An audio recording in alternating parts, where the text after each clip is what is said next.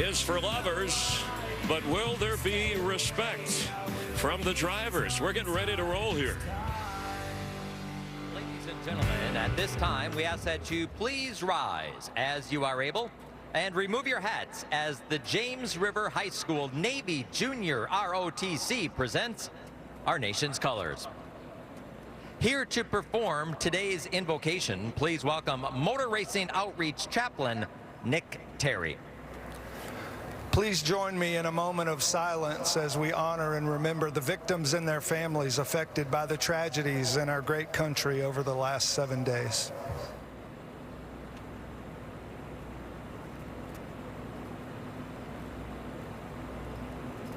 Let's pray. Father God, we honor and thank you for who you are. God, we thank you for the sunshine today. However, we remember those who've been affected by the storms this week. We pray for those in our military in the helicopter accident this week. And we also pray, God, for the families of the victims in Nashville and ask your peace and presence be with that community.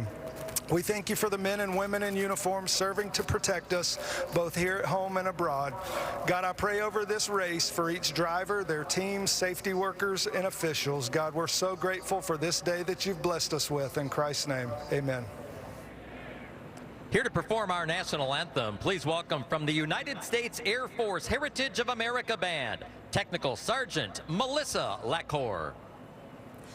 Oh, say, can you see by the dawn's early light what so proudly we hailed at the twilight's last gleaming, whose broad stripes and bright stars through the perilous fight o'er the ramparts we watched were so gallantly streaming, and the rocket's red glare, the bombs bursting in air, gave proof through the night that our flag was still there. Oh, say, does that star-spangled banner yet wave o'er the land of the free and the home of the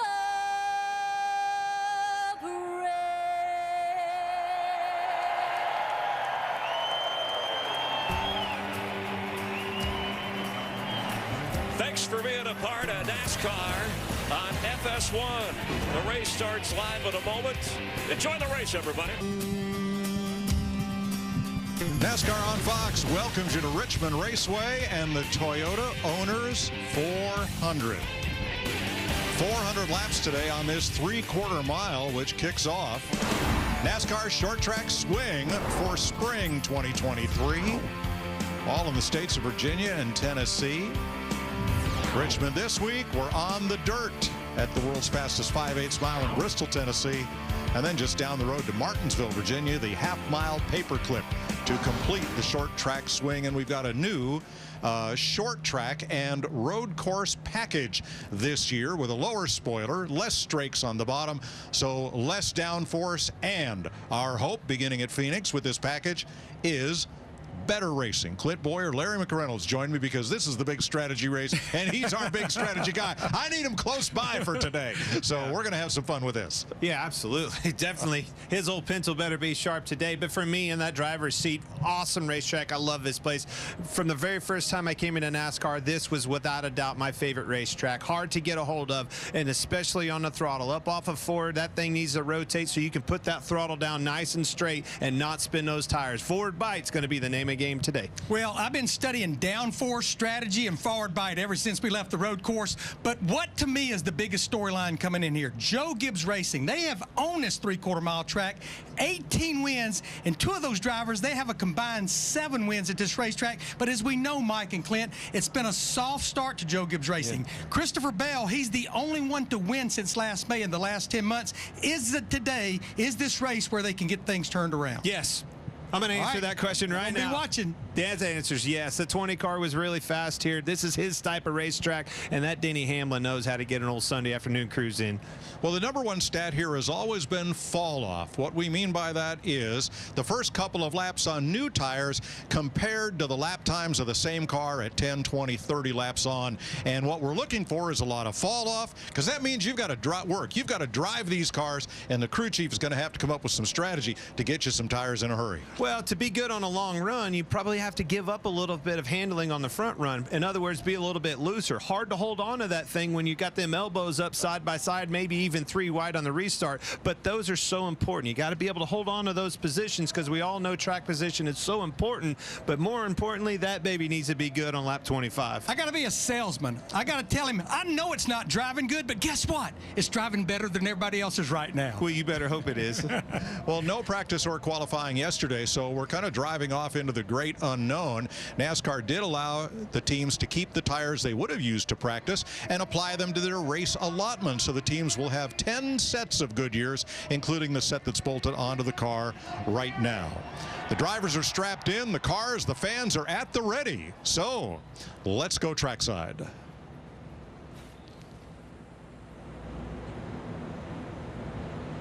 And now, race fans, here to say the most famous words in motorsports. Please welcome proud owner of a 2022 Toyota 4Runner and VIP customer of Haley Toyota, Alex Williams. Richmond, Virginia, are you ready? Drivers, start your engines!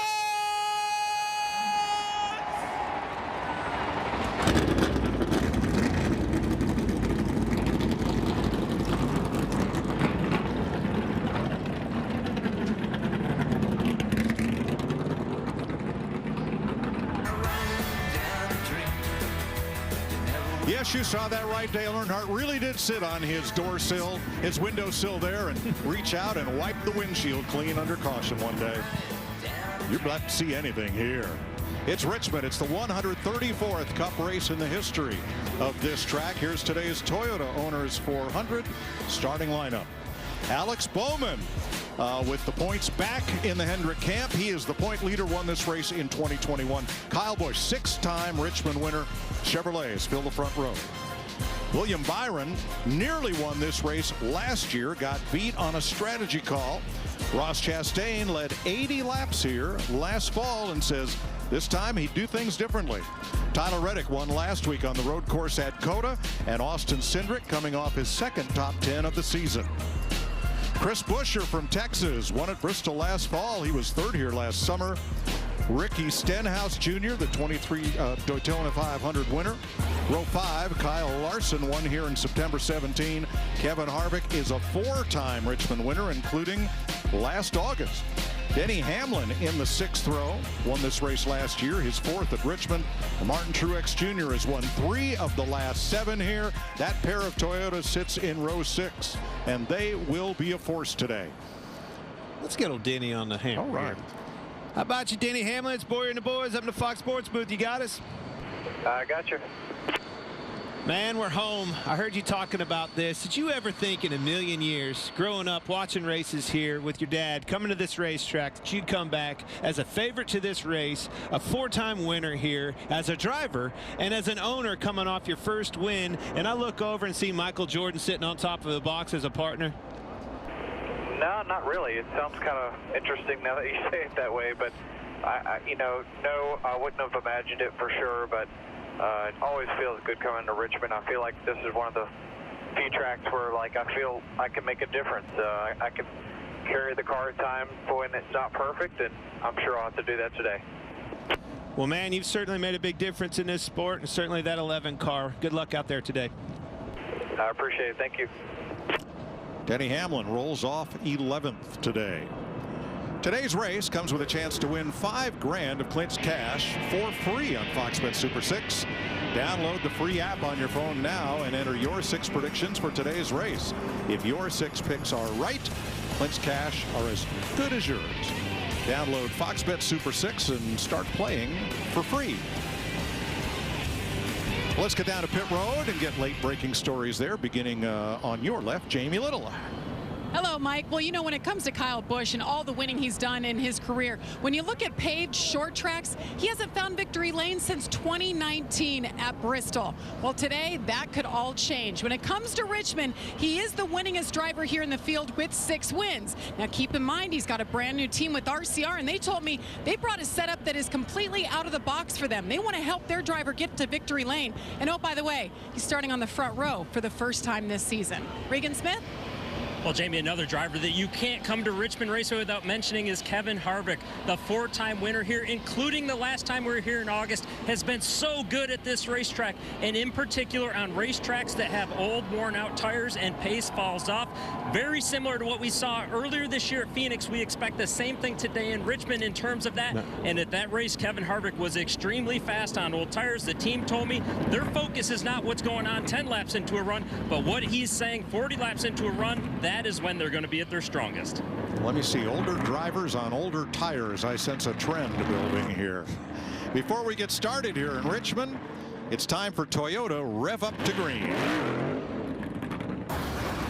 For over 10 years, the Richmond area Toyota dealers and Toyota Motor North America have come together to highlight the most important part of the Toyota family, our owners. From the Toyota Express lanes to multiple donations to local charities, Toyota has strived to highlight our owners and deliver them the access they deserve. The Richmond Toyota Owners Weekend will continue to bring excitement to the area for years to come. Certainly good news as the field rolls off on the first pace lap here. They're blowing the track off. Let's see if we can get a hold of, I don't know, you want to see if we can get a hold of Kyle Busch here, boys? I'd say it's a good one. Hey, Kyle Busch, it's Boyer and the boys up in the booth. You got me? Oh, boy. What up?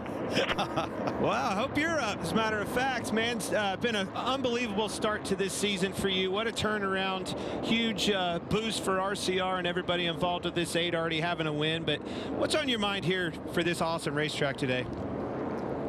Well, with no practice and no nothing, just, you know, try not to really think about it. Just go feel it out and get going and see what the racetrack's got in store for us today. You know, it's going to be a hot one. It's a little cool outside, but still the sun's shining down. It's going to make it slick. So trying to keep the tires on it, that's going to be your biggest thing. Don't be in too big a hurry. Have a good track position to start. Feel pretty good about that. Well, you have the track position to keep a hold of it. We know you will. Nobody managed that better than you. Good luck, buddy. All right, thank you.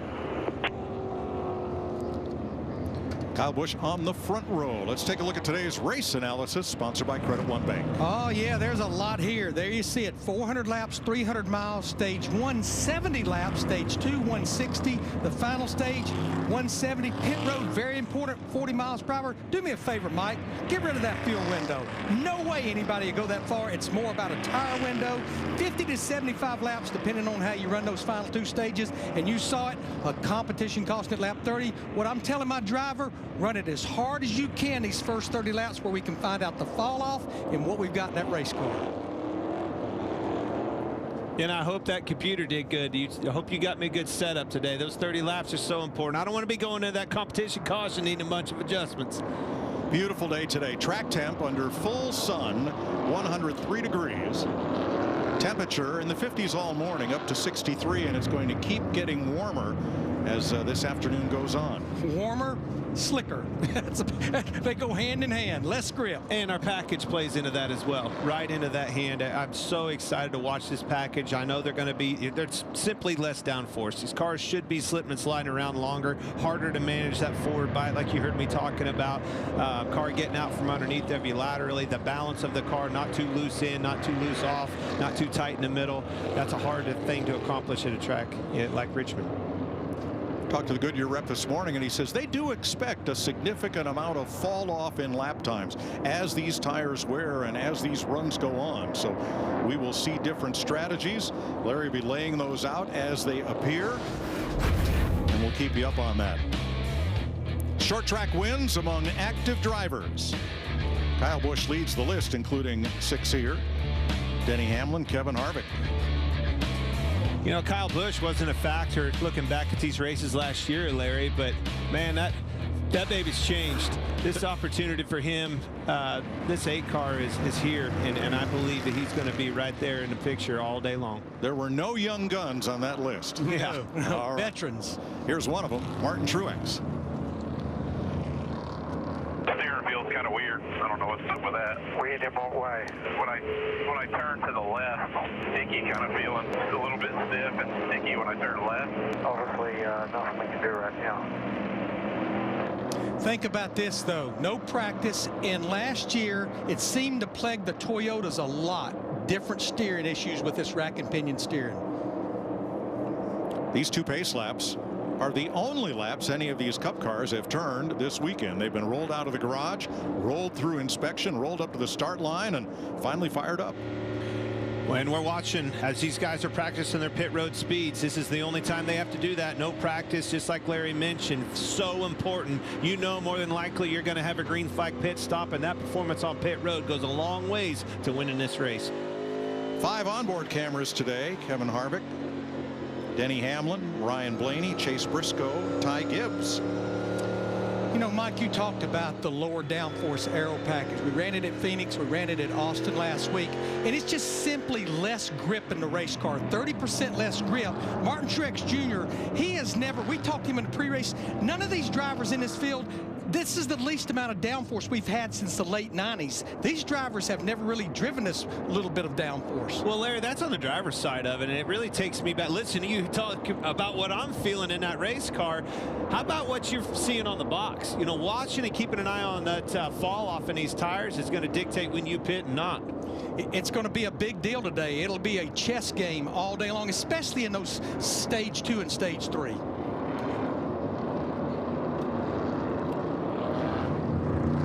Larry talked in the open about Joe Gibbs Racing and the somewhat slow start they're off to right here. Here are their most wins by track, and Richmond leads the list with 18, 16 at Pocono, Martinsville and Bristol. So they're good on the short tracks, but so far this spring success has been elusive. You know, I remember talking about this in the spring race just last year, and they showed up and won this thing. So don't ever count them boys out. We know better. All right, William Byron starts this race from the 3rd position. Patience and focus here all day long. We'll execute in here. You execute out there. We'll have us a good day. Good luck. Appreciate it, everybody. Gonna have a great day and win this thing.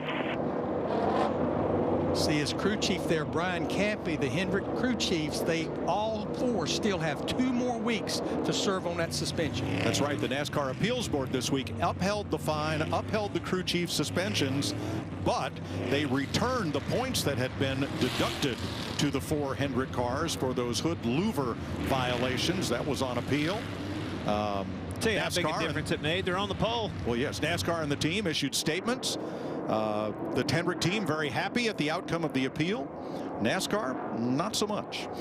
The all-new 2023 Toyota Camry TRD leads the field here as we get ready to go green. You can make some hay on the outside early on. I think you have 4 or 5 laps total, max, I mean, to try to get your passing done on that outside. You better get to the bottom, start taking care of those tires. Alex Bowman, Kyle Busch will lead them to green.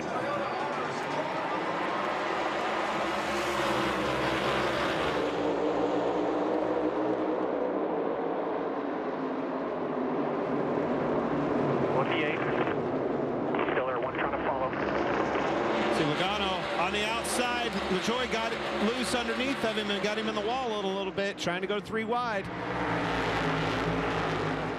3 wide, middle of the pack. Logano on the attack.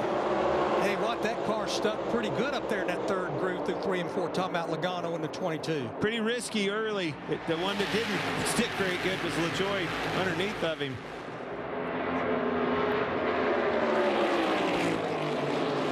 Here comes Byron for second on the inside of Kyle Busch. Think about what Martin Truex Jr. told us in the pre-race. He said every car you pass, your car drives better the closer it gets to the front. I think that's exactly why you see somebody like Logano chancing that risky move 3 wide in the first corner. Pounce on it, get it early. Speaking of pouncing on it, boy, Chastain really drove it in the corner hard. Kyle got into his left rear right there, got him way sideways. That's because he took that line away from him. You need that real estate to move up the racetrack. You take that line away, that's exactly how you pass in Ross Chastain. And when that happened, who capitalized? Tyler Reddick dropped underneath both of them and made a pass. Kyle Busch can't get to the bottom, and he is paying the price. Started second. Here's the contact 1 lap ago. We see Chastain rotate down, and as Kyle's coming up, he's coming down, taking that line away. They get into it the least little bit, and it really upset Kyle's car. Doesn't take much. Remember, no practice, no qualifying. So this race lined up according to the metric that rewards point standing position, finish in the last race, and fastest lap in the last race.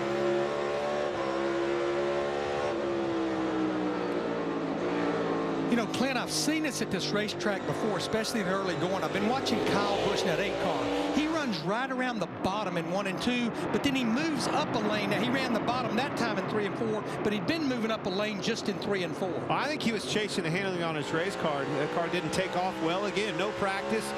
Doesn't surprise me. There's a lot of guys out here that are going to have a surprise. That's why you have a competition caution. NASCAR's put this competition caution in lap 30. A lot of these guys, probably like Kyle Busch, would be making some adjustments. I'll tell you one thing I did notice. They're picking up right where they left off. These Hendrick boys are fast, just like they were in Phoenix. Denny Hamlin to the outside makes a pass on Chris Buescher. That's going to be for 9th place. That's the first side-by-side battle on the racetrack. You're riding with Hamlin and his Toyota Cam. You know, Mike, you talked about it at the top of the show, the tire fall off, the give up, the time on the stopwatch. 7 laps, already over half a second, even for the leaders that obviously have pretty good race cars. Well, you said that, a half a second. Looking back at last year, looking over notes, it was about a 1.5 seconds. I'm going to tell you, you're probably going to see more fall off, just like the design was hoping for. William Byron already moving to the outside, trying to get some clean air on his car, find some downforce and get around that teammate of his, Alex Bowman.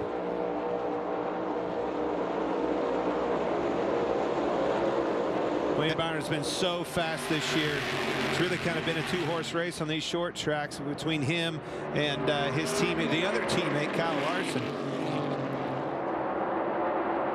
Kevin Harvick having a look under Chris Buescher. This is for 10th place. I think this for the lead. Here comes Byron. This could be Byron's breakout season. He's always kind of been there, but I'm telling you, I think I look for him.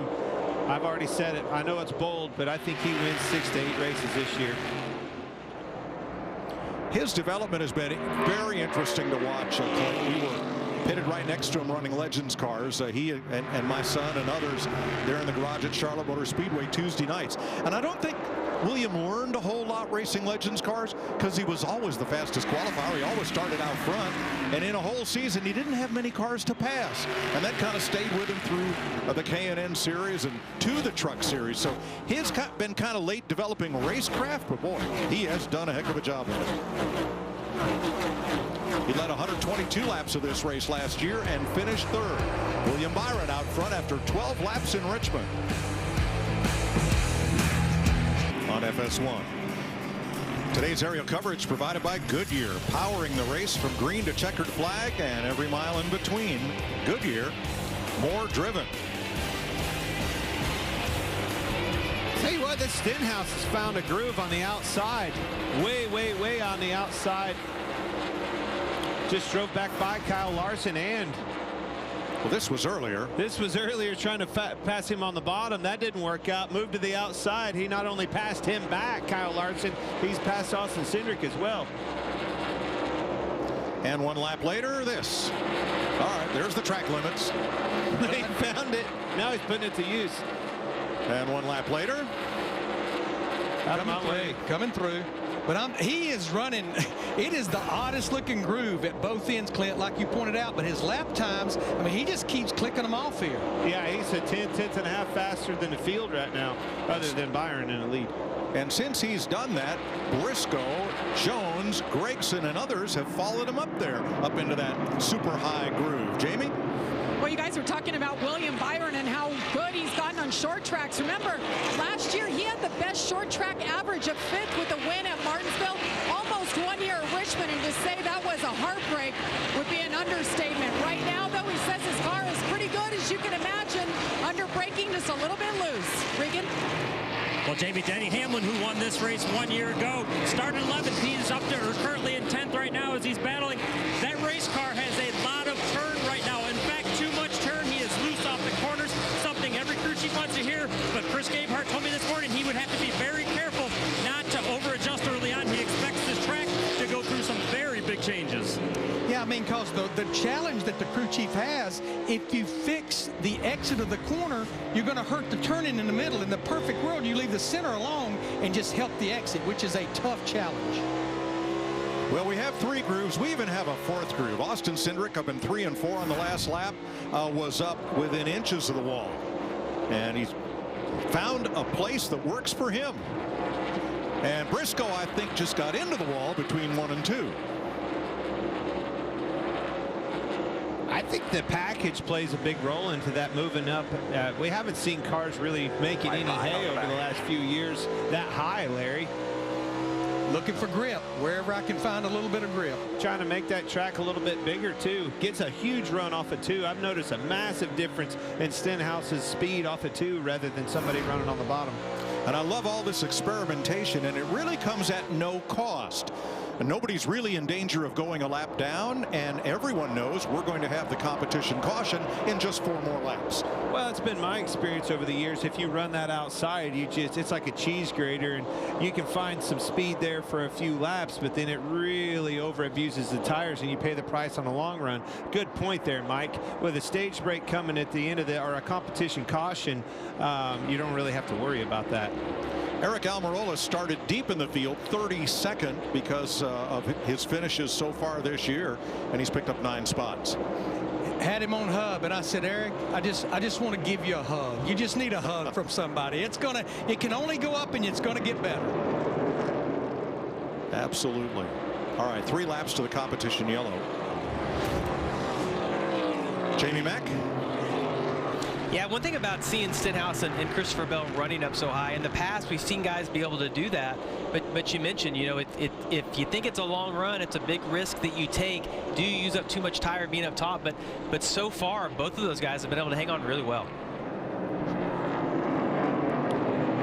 I'll tell you, the last time you just saw him through 3 and 4, there's not a groove any higher. He's all the way at the wall.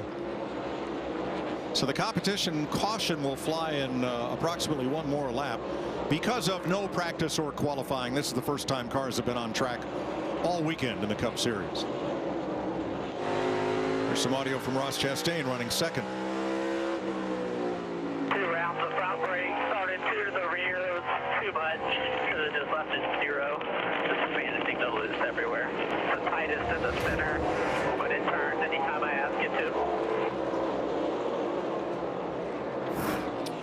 Sounds like trying to put some rear brake in it to help it in the corner. Can't get too loose in, then he's tight in the middle. Boy, you ever heard that before at Richmond? I'm loose in and tight in the middle, fix me up. I guarantee you, every pit stop these drivers make, adjustments will be aplenty, even on the cars running up track. Yellow's out. Good job there. Competition caution is out at lap 31.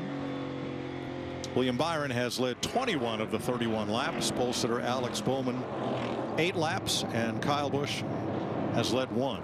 Mike, you want to dare ask me what they're going to do? Larry, that's why we brought you here, so we wouldn't have to ask. 4 tires. 4 tires for everybody. You get 4, you get 4, and you get 4. Yeah, I mean, with everybody pitting right here, no practice, cold turkey here. I'm telling you, Pit road is going to be extremely busy right here. No mistakes. Get into somebody. Equipment getting loose, Larry. A lot of things can happen. Well, that's the thing, Clint. All 37 drivers are still on the lead lap, and this pit road is notorious for mistakes. The commitment box over there, when you come on pit road, all 4 tires have to be below it. Very tight pit boxes. There's a lot of mistakes can be made on this pit road. Very tight.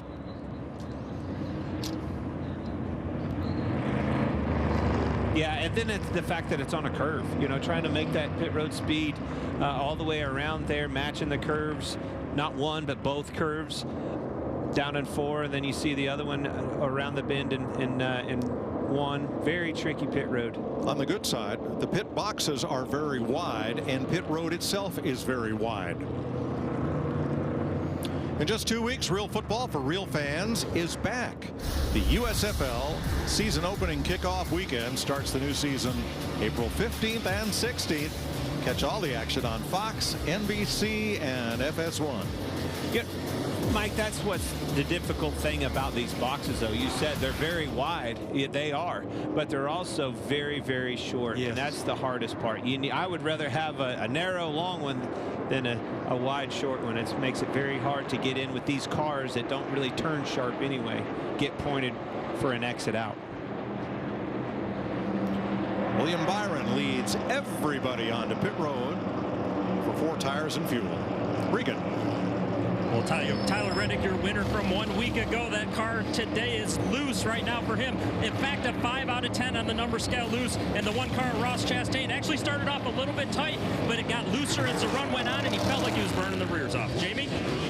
And the 24, William Byron, went from 3rd to 1st in a hurry. Said he's pretty good, just a little loose under braking air pressure. 4 tires here. The 48 of Alex Bowman. Too much brake pressure there. They adjusted the brake bias and helped the car a little bit. Still bouncing air pressure, 4 tires. Whoa, that was so close. Yes, it was. Here's the race off pit road, sponsored by Ram. Ross Chastain picks up 1 from William Byron. Alex Bowman gains 1 from Tyler Reddick. And Kyle Busch picks up 2 spots. Clint, you were right, though. When Chastain and Byron were leaving, other drivers were still driving in their pit boxes. That's right. First caution of the day is NASCAR's competition caution for them.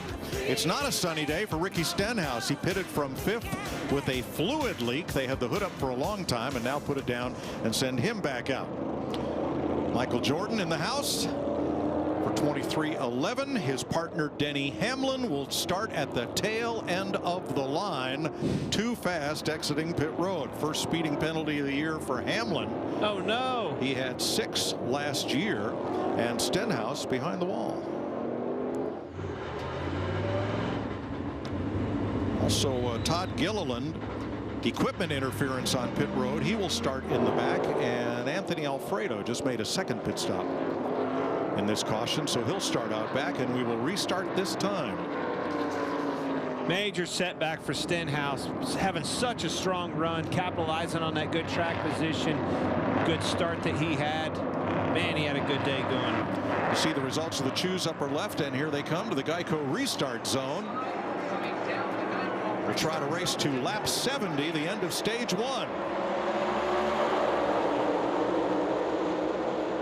Big block out of Bowman, trying to hold Kyle Busch back. 4 wide for 4th. There's that Logano hanging tough on the outside again. Same thing he did at the initial start of the race, and he's making it work right now. Still 3 wide through 3 and 4.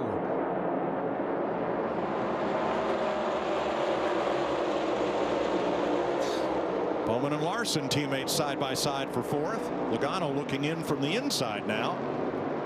Didn't get as good a run off the corner, though. Logano.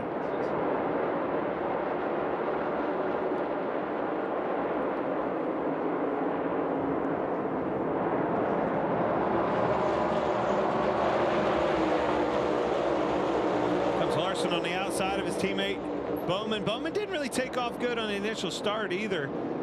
Not a lot of takeoff speed out of him. Maybe it'll hold on good on a long run. Again, they get together.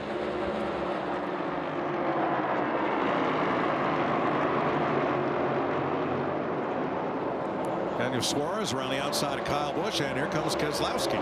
Good looking car. Like that 99 this week.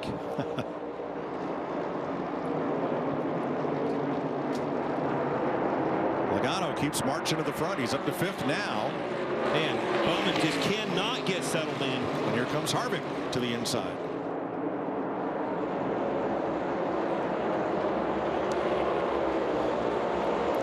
I saw another yellow car that had creeped in the pictures. We see this battle with Kevin Harvick and Alex Bowman. That's for 6. But that was Ryan Blaney in that 12 car. Remember, finished 2nd at Phoenix. A lot of similarities this racetrack in Phoenix. Not surprised to see that 12 car Blaney moving forward. Yeah, Ryan's just a, you know, when I look at him and his driving style, I think he attacks the racetracks.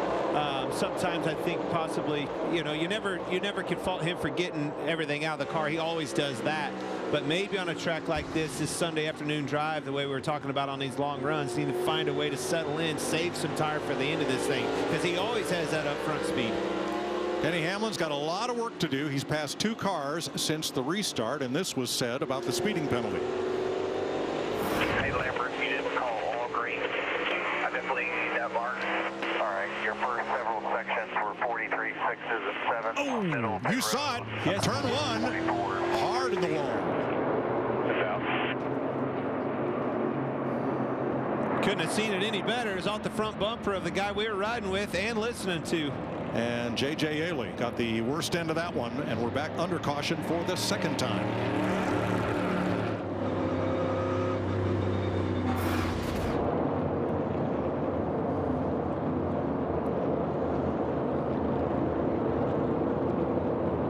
Yeah, that was very much on purpose. I don't know why, but very much so on purpose.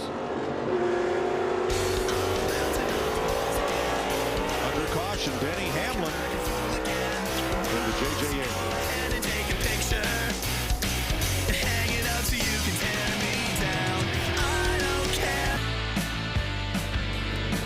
48 laps complete.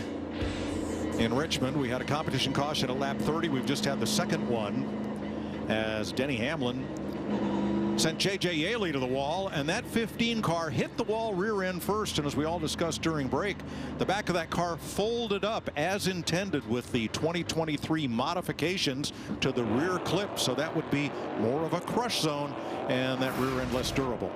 Yeah, I mean, Kurt Busch had pointed out, you know, this is probably the worst one we've seen this year, and this is race number 7, so it definitely got put to the test there. I'll try to keep Ailey in the race. The only car off track right now is Ricky Stenhouse, who had fluid leaking, and they put him behind the wall during the competition yellow. I think every driver out there is going to see that when they watch this race back, see that crunch zone in there. That's so important to the safety of these drivers. Have to have those crunch zones. Ross Chastain on the only short track where he has ever led on in the Cup Series. This is the 3rd time that he has led at Richmond. He and William Byron come to the green flag.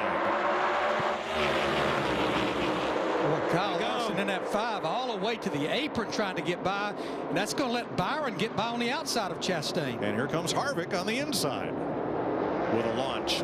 He got it. Wow.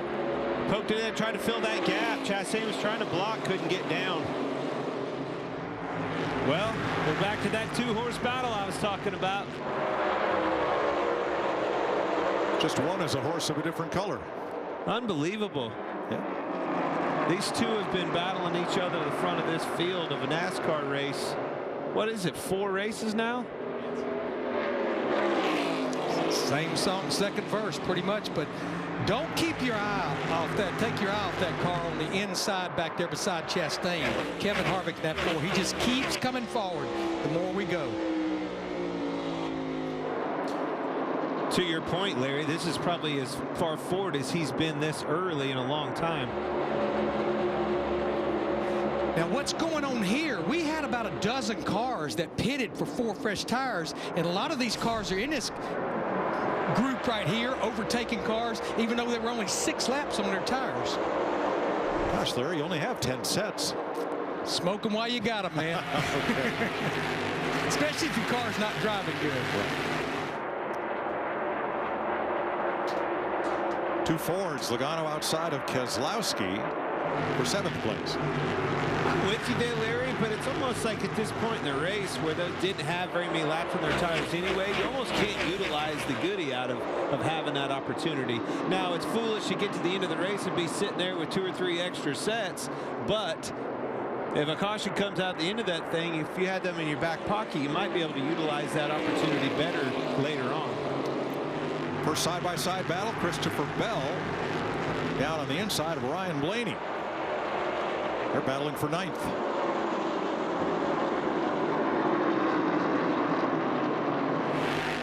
Right behind them, Chase Briscoe before the caution. Briscoe was up rim riding around the wall, and now with fresh tires, he's found his way to the bottom of the racetrack. One back a lane higher now. So by 1. There's the Ford onboard camera riding on the bumper of Ryan Blaney.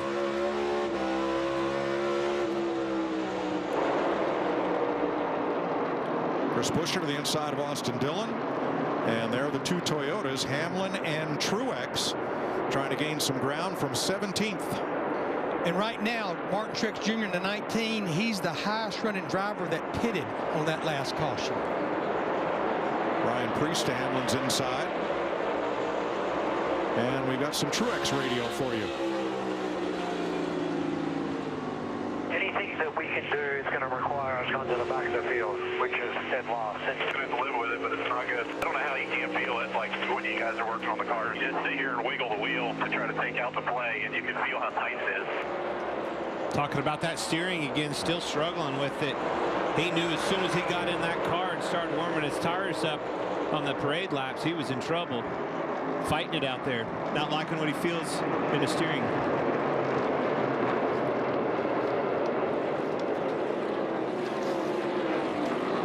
Product of no practice, you know, and it takes you right to the 47 car too. Already 14 laps down, unfortunately, with a really fast car and a great opportunity with a starting position. Probably would have had those things nipped in the bud with a practice session. William Byron trying to drive away from Kyle Larson. The gap is 1 second. Chastain, though, has a mirror full of Harvick, who keeps trying one lane, then the other. Looking to gain a little ground there. Jamie. Mike, the only comparable race to Richmond that we've had this year is at Phoenix, and those 2 drivers in the front right now dominated that race. The 5 of Kyle Larson led 201 laps, only to lose it to the 24. So far here today, his only feedback, he's a little bit loose, and he said we definitely have less grip than we did a year ago here.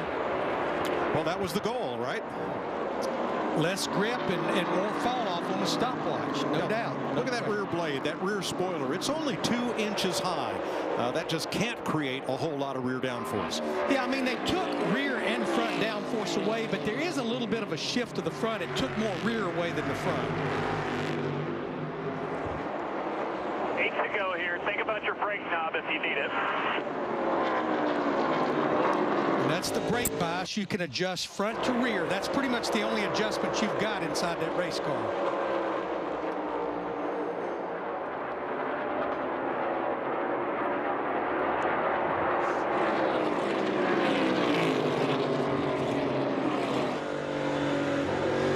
Chase Briscoe currently 12th, trying to battle for a stage point here. 7 laps from now, the end of stage 1. The stage is 70, 160, and 170 to total up 400 laps today. Christopher Bell 9th, Briscoe now 10th. Clint, as we anticipated, he's shifting on the front stretch, but not that shorter back stretch. Yeah, we've been seeing that. You know, with this car on racetracks like this, it's an opportunity to be able to play with that a little bit and make a difference, and that's exactly how most of them have landed. Regan. Well, Mike, something else that we always fight when we come to Richmond is brake shake in the race cars, and 2 of our top 5 cars already complaining about that. Kevin Harvick in the 4 car and Tyler Reddick in the 45 car, 4th and 5th right now in the running order, both having issues with brake shake. Tyler Reddick saying his actually continually gets worse as the run goes, and he can't get rid of it at all. It comes with the product of these longer runs. As the track slows down, the lap times start coming down. You start utilizing the brakes a little bit less and less, and doing that cools those brakes off and starts pushing them back. then they start vibrating. Yeah, I wouldn't be surprised. You can't put any tape on the radiator inlet, but you can put tape over the brake ducts on the left and right. I wouldn't be surprised to see that start happening to put a little more heat in those brakes. 41, Ryan Preece, biggest mover in this race. He's gained 12 positions since the last restart, up to 13th there. And that puts me back into this package. You know, they probably compensated a little bit with no practice or anything else. Man, move out of the way. I'm coming through. Preece got to bounce off the side of Cindric there. But with that brake package the way it is, and this downforce package not having the grip, that means they back the corner up. Looser getting into the corner, back the corner up, less brake, less temperature in them as well. 5th place here. Logano trying to advance on Tyler Reddick.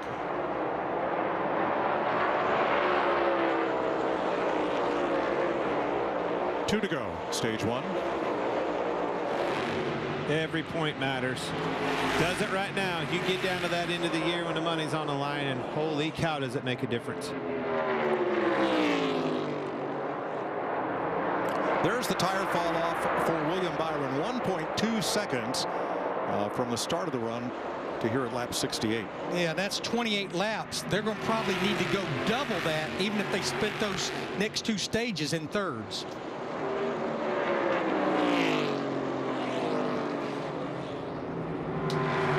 And once you start getting this race underway, that's when it really starts separating the men from the boys. This 30-lap runs like this, that's one thing. You start looking at a 50, 60, even if it went to the other way, a 70-lap run, now you're going to see who's got the speed, who has the grip. William Byron has just become the first Cup driver with 5 stage wins at the end of stage 1. Clint, who you got your eye on? Denny Hamlin. He's got to make up for that pit road penalty. He got caught speeding on pit road, running 17th. Can he get up there, catch these Hendrick boys leading this thing? Well, I'm going to stay with Joe Gibbs Racing, but I talked about him at the top of the show. Christopher Bell in that 20 car started back in 20th, and he's just methodically been working his way forward. He and Adam Stevens, they just seem like they keep getting better and better and better. The best Joe Gibbs Racing finisher in 4 of the 6 races this year. Well, I've got an eye on Stuart Haas because it seems for one of the few times this season they're all in the same playbook and all moving forward together. You got Kevin Harvick in 4th, Chase Briscoe in 10th. Ryan Preece came and got tires on that caution. He is 12th. Eric Almirola's in the top 20, and so moving forward is where they are. Jamie Mack and Kurt Busch. Well, Mike, I agree with you. I like the Stuart Haas cars as well. Kevin Harvick is the one that I have my eye on. Started 10th, slowly but methodically, working his way to the front. He's clearly going to be something we got to keep our eye on. One thing I've learned in the TV booth the last couple weeks, Mike Joy just picks a whole you can't car. pick the whole field. I thought we were supposed to pick one. I've got my eye on Chastain. He's already bumped into William Byron, my little brother, and he's good on these worn-out older tracks, so I'm keeping my eye on Chastain. Those are your Credit One Bank ones to watch here at the end of stage 1. He is right, Mike. You took the whole organization 2 weeks in a row. I'm going to defend you. Dealing with us, you reserve that right. It does say ones to watch, so you're right. Not just one. You each make a pick, and then I get the field. I have to pick last. Here we go. Hey, Regan. Well, Mike, Kevin Harvick is having issues with the drive-off in that race car. Pinpointed that is the biggest thing he wants fixed right now. The center's going to get better, he feels like. In the one of Ross Chastain, the rear grip goes away too quick. It starts to run good, but he's worried about long runs. Jamie? The 5 of Kyle Larson says he feels like he's charging the corners a little too hard. He's also a little loose. A 4-tire stop here. And the 24 of William Byron said he needs a little bit more drive, but overall pretty happy. Not a lot of complaints from that 24 driver. Here's your race off pit road, sponsored by Ram. Byron, Larson, Chastain, Harvick, Logano all hold station. Bowman, Keselowski, and Briscoe pick up a few spots. Stage 1 complete. William Byron. In the booth, you got us? Yeah, man, I got you. Man, what a race car you have here at Richmond. Cool racetrack, one of my favorites. How's it treating you out there? Yeah, it's good so far. Track's still really clean, so kind of waiting for that first long green flag run to see where everybody's at. But yeah, it's been fun. Couple restarts, got a good launch there. Didn't spin the tires, and that's how I got the lead. So it was yeah, it's been fun. You guys are doing good. Anything trending one way or another? Loose, tight? What do you have? I think honestly it's just typical Richmond, right? Just trying to hit your marks. It's so slick. So yeah, it just seems like it gets a little bit slicker each year. Absolutely, man. Keep up the good work. Looking good. That was recorded during the break. We are back to green. Man, Bowman's still having trouble taking off. Yeah, a lot of contact back there at 6th, 7th, 8th, 9th place. Chase Briscoe got in his left rear, moved him up the racetrack. And Briscoe coming for 6th place against Bowman now.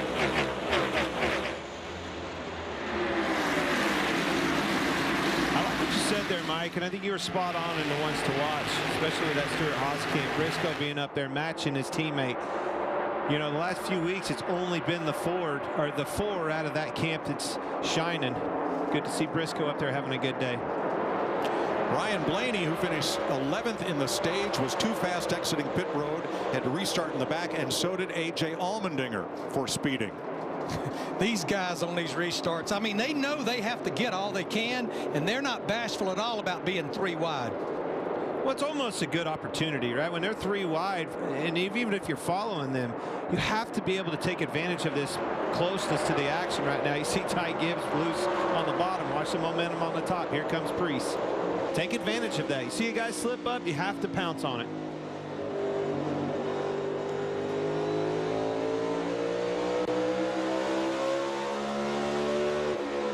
Battle for second decided in favor of Chastain right now, so we're back here with Ty Gibbs in 13th. Trying to hold back Denny Hamlin on the inside and Ryan Preece on the outside.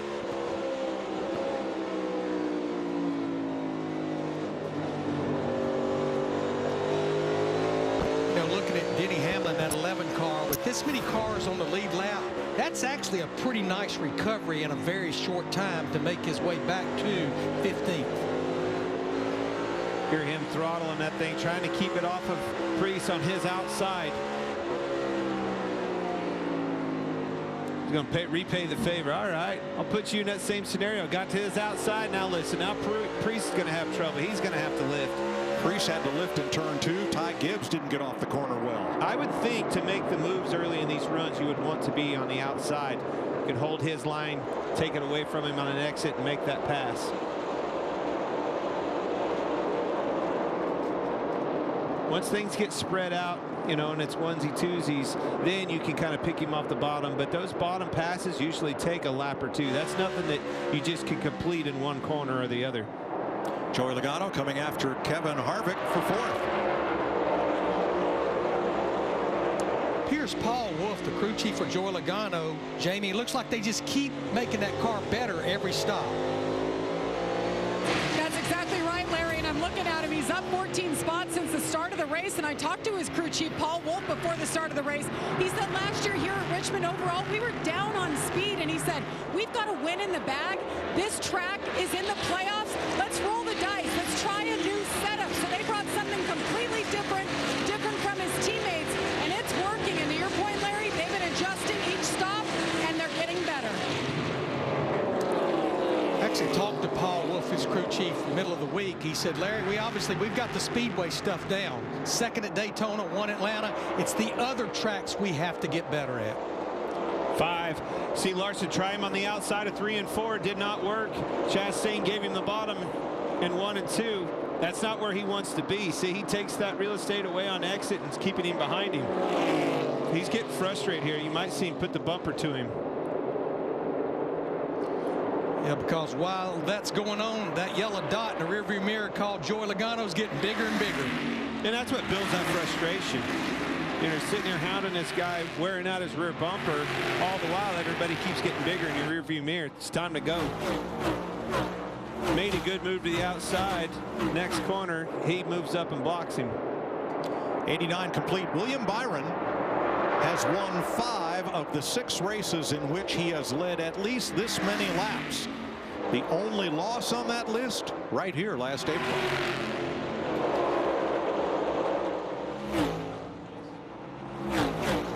He came within 4 laps on his strategy, he and Rudy Fugle, of winning that race. Very close. Chase Briscoe to the outside here.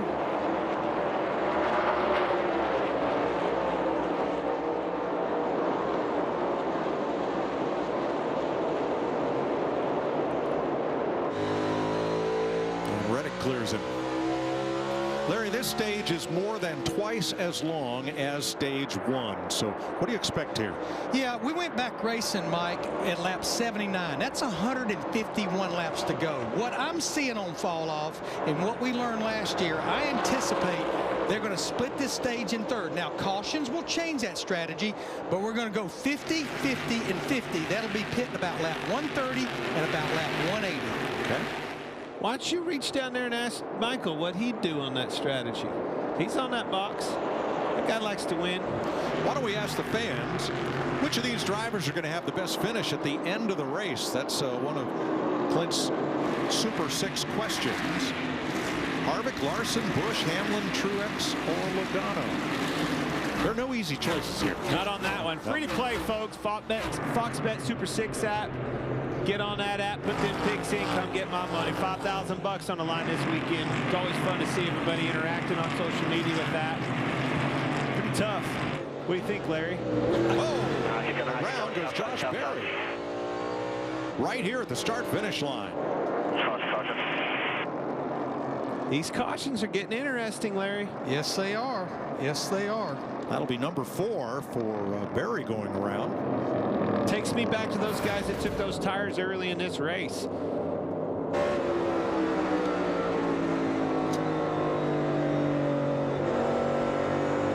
Oops. Ryan Blaney into Berry to bring out the 4th caution of the day. Remember, Blaney was penalized for speeding, trying to fight his way back up through. You know, as fast as he caught him there, guys, I really thought it was like, you know, Berry had trouble and had to lift out of the gas to keep the car under him. I don't think that was on purpose. I think Blaney caught him and didn't realize he was catching him as fast as he did. Remember Blaney trying to overcome that speeding penalty, trying to make his way back to the front, just like we saw with Denny Hamlin earlier. No question. But where it was in the corner, it wasn't like he just, you know, ran up there and it was a retaliation. It was like Berry couldn't get off the corner very good, and eventually he got in the rear of him and helped him around. So Mike, Clint, they ran 15 laps.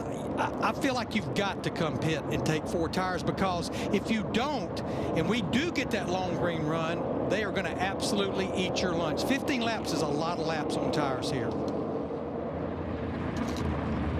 Now, would that include the drivers, Larry, that used up a set at lap 45, just about 10 laps after the competition caution? It's not the box they want to be in, but they too have 15 laps on their tires. It's not like they have less. So, true. Yeah, you stay out. I feel like the majority of this field, I can see them stacking up back there right now, getting ready to come to pit road. Well, if you were running this race on a 2-stop strategy, Larry, running it in reverse, it's about 10 laps from when you was going to pit anyway, isn't it? We're going to pit about lap 130. Everybody's in. Regan.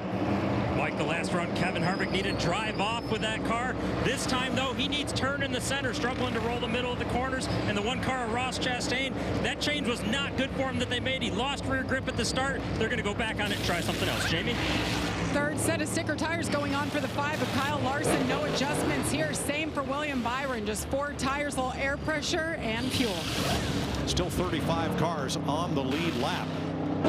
Makes pit road a very crowded place.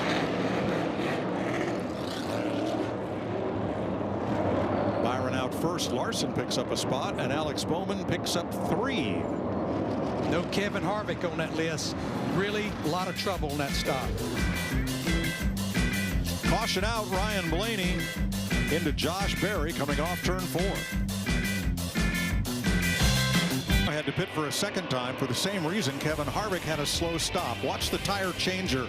Now he loosens up that wheel, resets it on the hub to make sure that it's flush, and then tightens it. Sometimes that nut can be tight, but the wheel isn't flush. So flip side of this, watch the right front here. He goes to put it back on. Gun was going the wrong way, tried to change it back, had to jack the car up to get it. They pitted from 4th and 5th, and will restart out back as William Byron leads them back to green with Kyle Larson, Ross Chastain, Alex Bowman, Christopher Bell up in the top 4.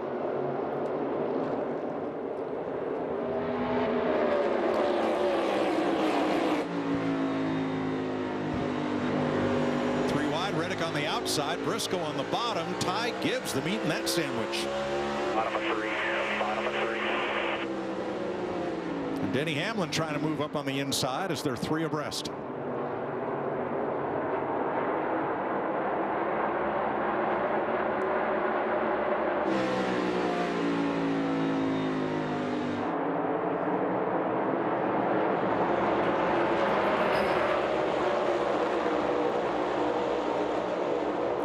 Slots into 4th.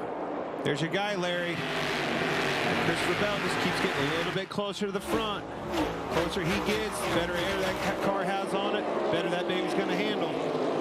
They just keep chipping away at it. Right behind him, you see that Quaker State car, Daniel Suarez, in that 99. Mike, that's what paid dividends from making that additional stop. It made him be able to make up a lot of ground, and now it's got him in the thick of things. Say let's talk to Rodney Childers, crew chief for Kevin Harvick. Rodney, Larry, Clint, and Mike up in the Fox booth. Looked like you got a good hot rod. I know you had a little bit of a hiccup on the stop there, but it looks like it's good and solid. Yeah, we've had a really good car all day long. And, you know, you hate for that stuff to happen on pit road, but, man, these guys have been lights out on pit road all year and done a good job for us. So, you know, we're just got to fight back up through there. If anybody can do it, that guy in that seat can. And hopefully we'll get a long run here and can see what we got. Well, Rodney, one thing that'll go along with a long run, we're only 1/4 of the way through this race, and you guys are everybody's using up Goodyear sticker tires like there's unlimited amount, but we're almost halfway through what you've got. Yeah, that's something that you definitely have to keep an eye on here. You know, you can run out in a hurry, and if you run out here, you're going to be in deep trouble. So we're paying attention to it, and we'll just have to keep what we got going on, drive back to the front, and like I said, hopefully we have some tires left when we need them. All right, buddy. Well, good luck. We'll be watching. Thank you. Harvick's been a bottom feeder, but he's been passing cars 3 wide and double wide, working his way up through the field. Good at 23.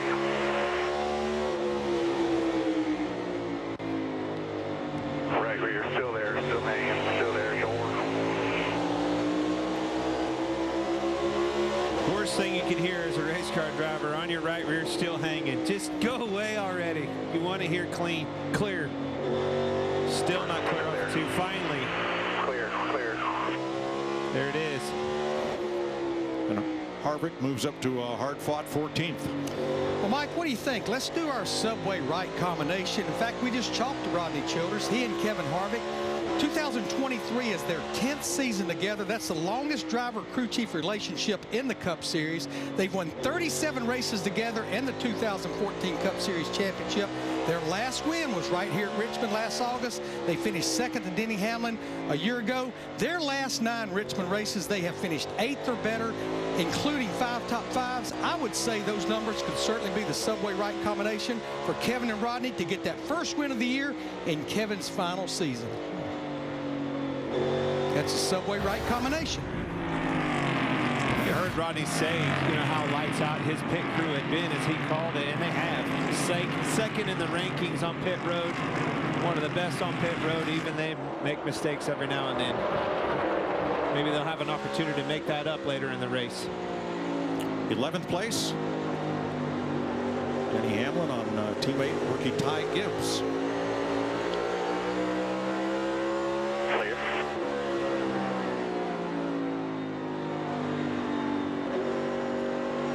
Here, just very gingerly with the throttle. These passes are hard to come by once things get spread out on this racetrack.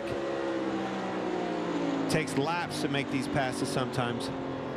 A lot of patience.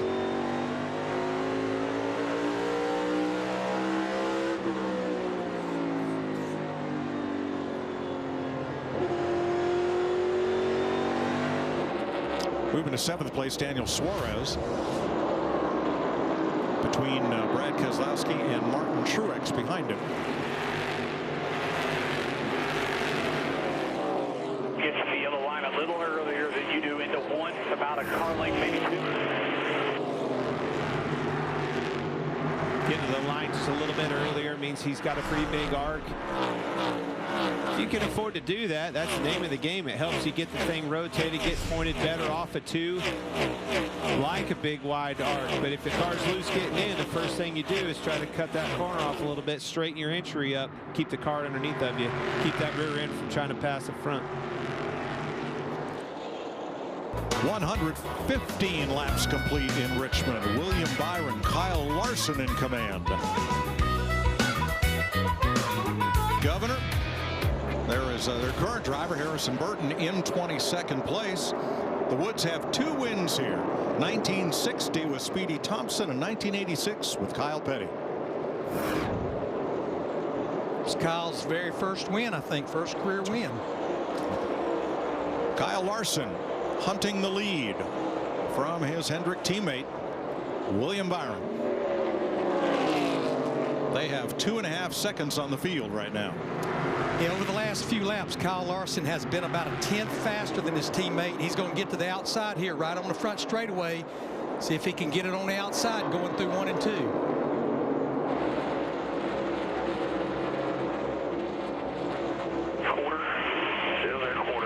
He's going to. I don't think Byron's going to give you much of a fit here. Pretty impressive. Nobody else has been able to do that. Drive up and pass William Byron. These two have battled it out this year. Unbelievable. The performance in both of those cars, both of those teams. With this package in particular, this low downforce package, I don't know if it's fitting in their driving style, what they have going on, the balance of their cars.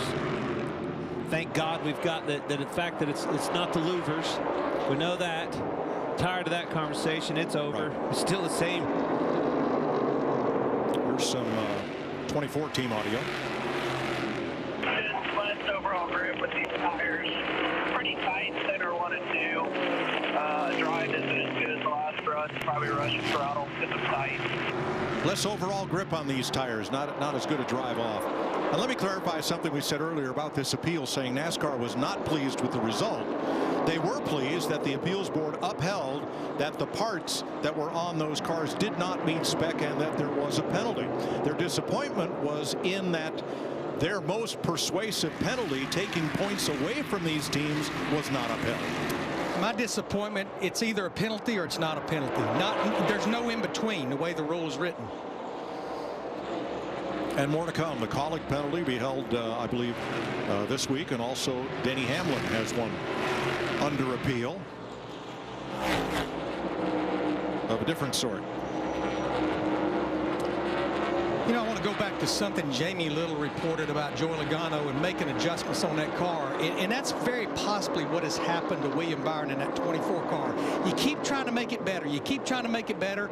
And you either jump the fence or you hurt one of the characteristics that the car has, trying to help the front end, and you hurt the rear more. Jamie? How about the 54 of Ty Gibbs coming off 2 straight top 10 finishes here in his rookie season, running 10th right now. And I talked to Chris Gale, his crew chief, and he said, you know, the finishes have been great. Our execution has not been great. We need to get better at executing our races from top to bottom, and it starts here at Richmond.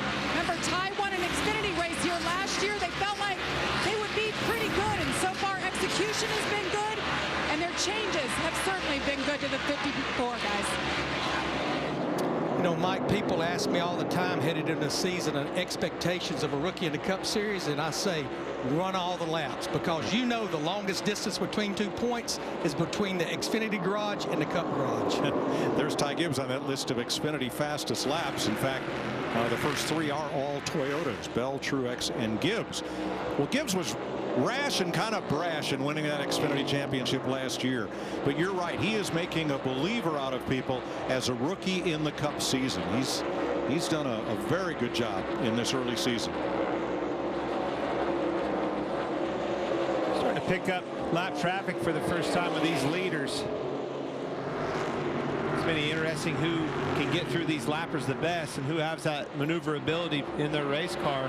One of them that I'm looking at is, you know, Bowman. We talked about him not being able to take off, but Alex Bowman's coming on this long run. His car's very fast on a long run. Doesn't surprise me as with the struggle he had taken off. And Jamie McMurray, who are you looking at on this long run? Well, yeah, guys, now is when we're going to see who has the long run car, who doesn't. Longest green flag run of the day. And I'm with Clint. Alex Bowman looks good. Christopher Bell. Those guys continuously seem to be about a tenth and a half quicker than what the leaders are. The other thing that stuck out to me is that Larson tracked down William Byron. Was about a tenth of a second quicker, but as soon as he passed him, it seemed like Byron picked up on a few things, maybe a line and entry. And Clint, one thing about this track is that overdrive and entry is something that you do a lot as a leader, but when you have a rabbit to gauge off of, you're able to, judge that entry a little bit easier. Yeah, certainly. So, here you go, Larry. Yeah, we've got Chris Buescher on pit road, and we were talking during commercial break. With the laps we had run and the number of tires we've been using, do you split the rest of this stage in half, or do you split it in thirds? Even splitting it into thirds, this is about 8 to 10 laps earlier, so it makes me wonder, did they actually have a problem of some kind? Now, Buescher was 25th. He will go one lap down with this green flag pit stop, and we'll keep an eye on his progress from here, along with anybody else that chooses to come down pit road this early. 66 laps complete in this stage, 135 overall. We're going to take you Fox side by side so we can keep an eye on things. Yo, H&R Block found me a huge refund on my old tax return. I got paid in GovCoin. GovCoin? Yeah, dude, it's like crypto, but it's issued and backed by the government. It's got an NFT of a loon on it. Get a free second look at H&R Block. Ugstapated. Feeling of discomfort from constipation. Restorelax relieves constipation gently without causing gas, bloating, cramping, or sudden urge to go. Take comfort in Restorelax. Try Restorafiber Daily Gummies. Prebiotic fiber. Ray Magliozzi here. eBay Motors has millions of parts. Hey, Dave? Yep. Wait. How are those new wipers? They're small. For parts that fit your vehicle, go to eBay Motors. Let's ride. We all believe in the possibilities of tomorrow. And at Easy Financial, we're here to help you every step of the way. If the banks aren't an option, we can help get you approved for a loan in as little as 10 minutes. And with our personal, home equity, and auto loans, you can choose the loan that's right for you, so you can start rebuilding your credit for a better tomorrow. Apply today without affecting your credit score at easyfinancial.com and find out how much you can qualify for. Easy Financial. Better tomorrows. Subway's new chicken teriyaki crunch is way crunchier. What do you say, Mark? Better than that. Listen, Subway!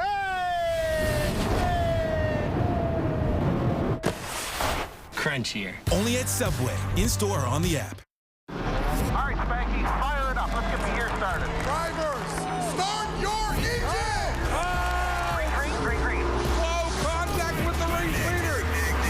The intensity has picked up a whole nother level. He's on the bumper. 5 wide out of turn number 4. You can see the level of aggression starting to ramp up. Look at these battles amongst the leaders. Holy moly! Well, folks, you came looking for a show. Well, here you go. How am I going to get out of here now? I'm a spy. You don't sell computers? A new True Lies, Wednesday, 10/8 Mountain, only on CTV. Stream on all your favorite devices. Get ready. Oh, I am. Everything is okay! You never know who could be watching. Let me check out your chest. Check out your test. Larson leading William Byron by 2 seconds. Chris Buescher came in and put on tires just before we went to break, and his Ford is now 3/4 of a second per lap faster than just about anybody else on the racetrack. Just saw Josh Berry in that 9 hit pit road. That's right on the threshold of splitting this stage into thirds right there. There's some Ross Chastain audio. Chastain in third, trying to hold off Christopher Bell. I'll keep you updated on the strategy. From what I'm hearing, most are going to one-stop it. How many was that? 37 on tires. So a one-stopper for most teams is what they're hearing up and down pit road. One more stop in this stage. And Mike, what that's going to require these drivers to do, they're going to have to run just north of 30 more laps in this run to get to that where you're just splitting it in half. But I always say, if you're going to stick to a plan, maybe try to come a little earlier and take advantage of those tires versus your competitors. Yeah, like Chris Buescher did, his lap times are still more than half a second faster than all the cars that have been out there. See that tightness that William was talking about earlier in 1 and 2 really starting to pick up, ratchet up big time. Chastain, Bell both coming on right on his rear bumper.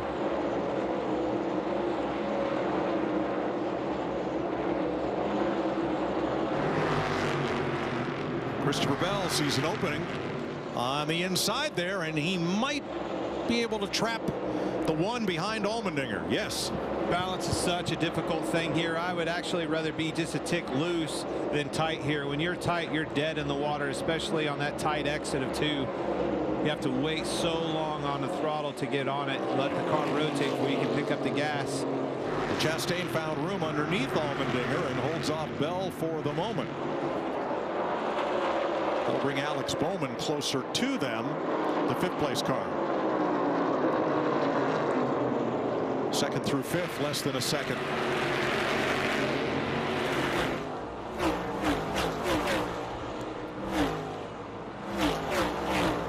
Jamie?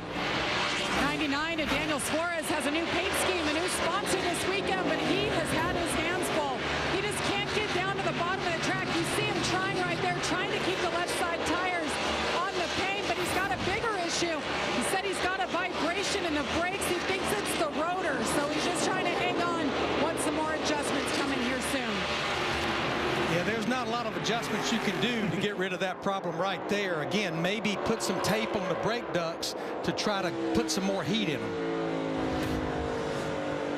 Chase Briscoe riding 11th. Kyle Larson, your leader now, out front by 2.5 seconds. We're going to break away now to be back for pit stops.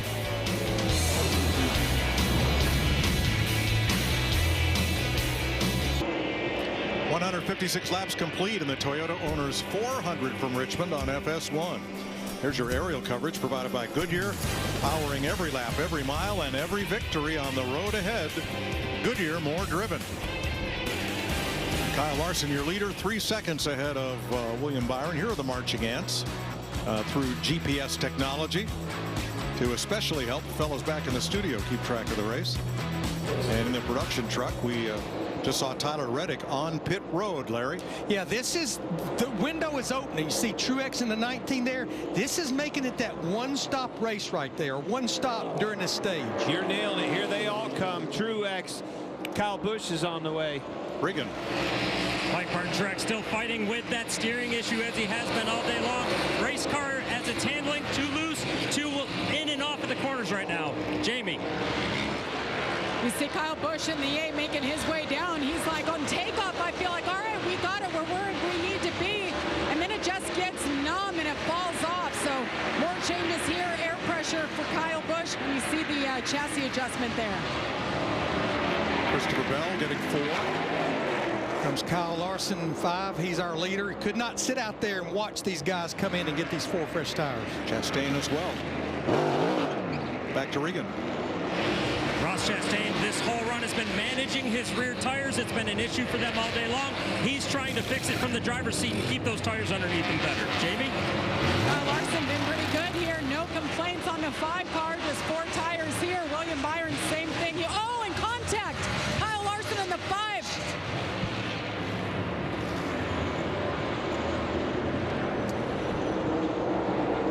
That was Daniel Suarez having to back up to get into his pit stall after that. Green flag stops continue. There's Eric Almirola in.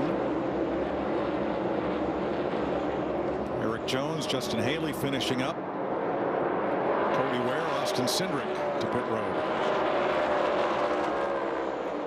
So as you see on the pylon to the left, only 4 drivers have been out there since lap 65 or 6 now, as Hamlin cycles to the lead for the first time today. Yeah, I don't see these drivers running very much longer because they're just giving up so much time to these 4 fresh tires. I guess you're just giving yourself an opportunity to see if that caution comes out with somebody slipping up, getting on the pit road, somebody's mishap there. If it doesn't come out, you're going to see them coming to pit road pretty quick because you're giving up a ton of time. Yeah, right now we only have 8 drivers still on the lead lap with those guys not pitting yet. But they are giving up 1¼ seconds to the other cars that have been up front every lap.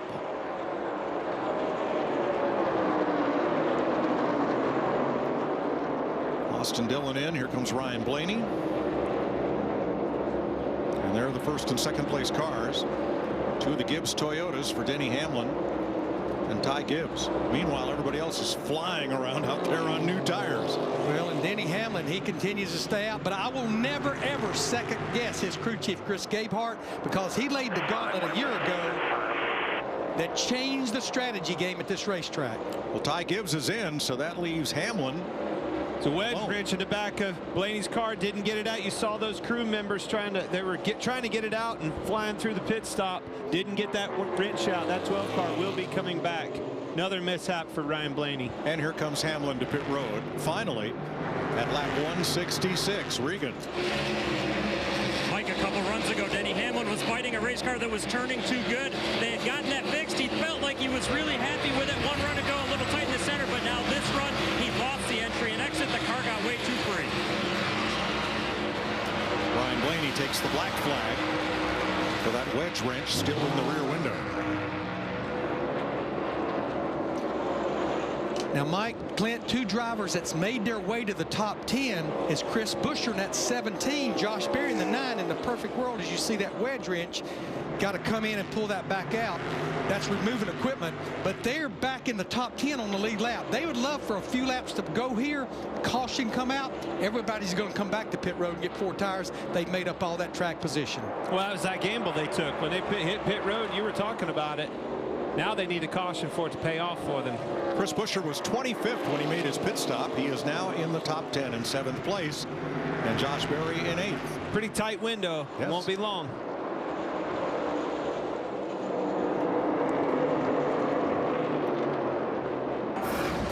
Boy, we've had a day of pit road issues. There's the adjustment on Blaney's car. Oops, he is leaving. And the crew is 0 for 2. Somebody went down hard on a knee there. Kyle Larson getting into Daniel Suarez. Just traffic jam there. Sure was. They hit harder than I thought they did. Honestly, I'm surprised that didn't hurt that 5 car's performance any more than it did. So now Berry and Buescher are racing each other at about 7th place. Almirola, contact. And here's Larson and Byron. 1-2 once again after the pit stop cycle is completed. And Larson pitted 1 lap later than William Byron did under that green flag cycle. Yeah, but he had a lot of time with that mishap right there. You know, that's where William Byron gained on him, and the reason he's on that rear bumper of his. Not to mention if the damage hurt the performance of that thing. So now 23 cars on the lead lap back to Daniel Suarez.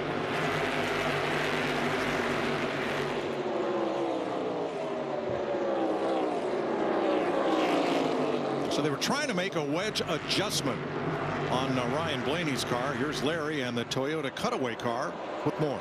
Yeah, you hear Jamie and Regan reporting all the time. This team's taking wedge in, this team's taking wedge out. Let's go to our Toyota Cutaway car. Let's talk about the rear wedge adjustment. It can happen in 2 different places. On the left rear of the car, on the right rear of the car. You can crank down on either one of those jack boats, or you can back off, and that's either taking wedge in or wedge out. But how it works now with the coilover spring is you're pushing or pulling all. Now, if you put more pressure on the left rear, that puts wedge in to tighten it up. If you put pressure down on the right rear, that takes wedge out. That's if your car's too tight, and that's not what you want to have. That wrench needs to come back out, or you're going to have that penalty like Ryan Blaney did. That's a good point, Larry. They were actually putting wedge in that car as around a wedge. They were trying to get in. It tells me Ryan Blaney's loose out there. They got it tightened up. He just had to come back in so they could get the wrench back. Valiant effort by those guys. So not only did the changer You know, he tried to grab it, and when the carrier saw that he couldn't grab it, he tried as well. That's having each other's back out there, looking after one another. Kevin Harvick currently 12th. Hamlin inside, Preece outside. Just ahead.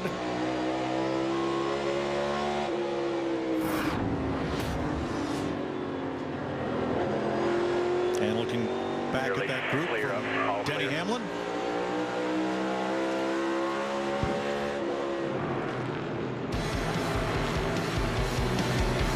Half a second lead for Kyle Larson on William Byron and Christopher Bell.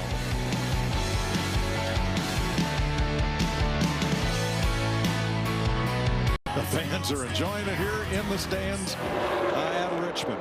We'll tell you later in the broadcast how you could win those gloves that Ryan is wearing today. Kyle Larson out front. There they are. They're going to auction those off at the NASCAR Foundation, a 5-day auction starting this Monday. Go to NASCARFoundation.org/auctions to benefit the Alzheimer's Association. You could be wearing those. And all for a great cause. Right now, Ryan Blaney's going to have to pull those gloves all the way up over those elbows because he's got a lot of ground to make up. Remember, 2 pit road penalties. He's a lap down back in 28. And thanks to Eric Mandy, our pit producer, sent a runner down to Blaney's pit after that wedge wrench issue. Everybody in that pit is okay. And will stay on the job. Well, here's Josh Berry back in for his second stop in this stage, as Chris Buescher was a bit earlier. Yeah, Josh Berry in that 9, they went about 44 laps. They needed that caution to come back out. Now we're going to show you, using our Fox Ghost car, Kyle Larson before and after a new set of tires. Maybe sure hooked the bottom good.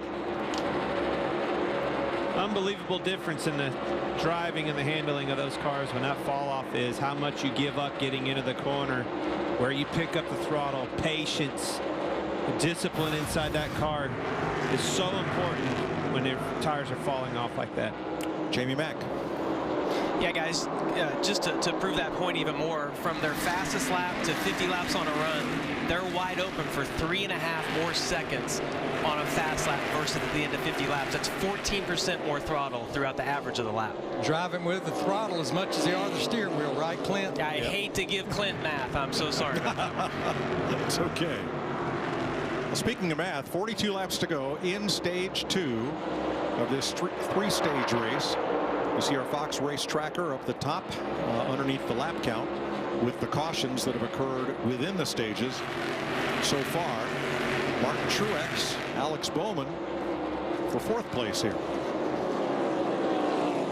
This happening about 3.5 seconds behind the leader.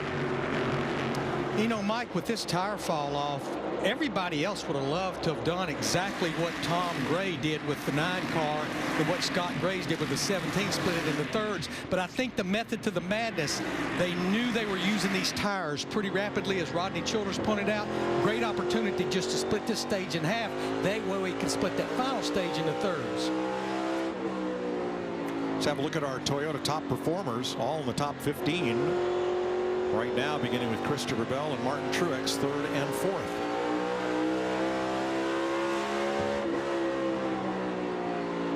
Hear how much he's out of the throttle, letting that car roll.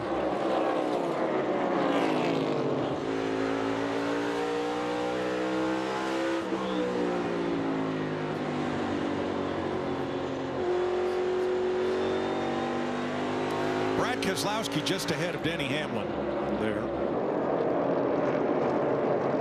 as Christopher Bell works to the inside of Austin Dillon. It's going to be first car 1 lap down.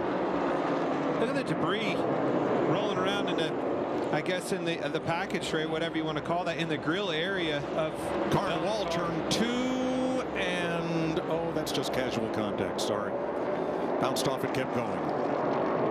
Yeah, we were looking down on the grid, Clint, how coarse the grill wire is. I mean, big openings, and again, you can't put any tape, but it's probably not going to go any further than that radiator ductwork right there. Yeah, and everybody's a little bit different in that. That's something that's a little, open, if you will, from team to team, manufacturer to manufacturer. But some of those holes, they're almost, over an inch big.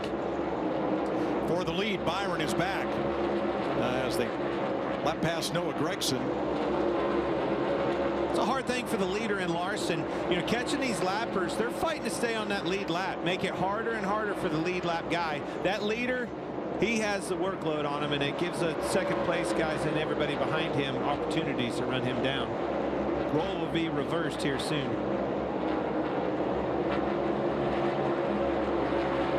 Byron with the preferred lane, but Larson is not going to go away easily here. Yeah, because as soon as either one of those cars get around Gregson, they're going to drive off from the other one. Larson can hold tight here on the outside, get back in front of him and get clear and make that quality pass on Gregson. See, Gregson's moving up the racetrack, not giving them the outside to get on the outside of him.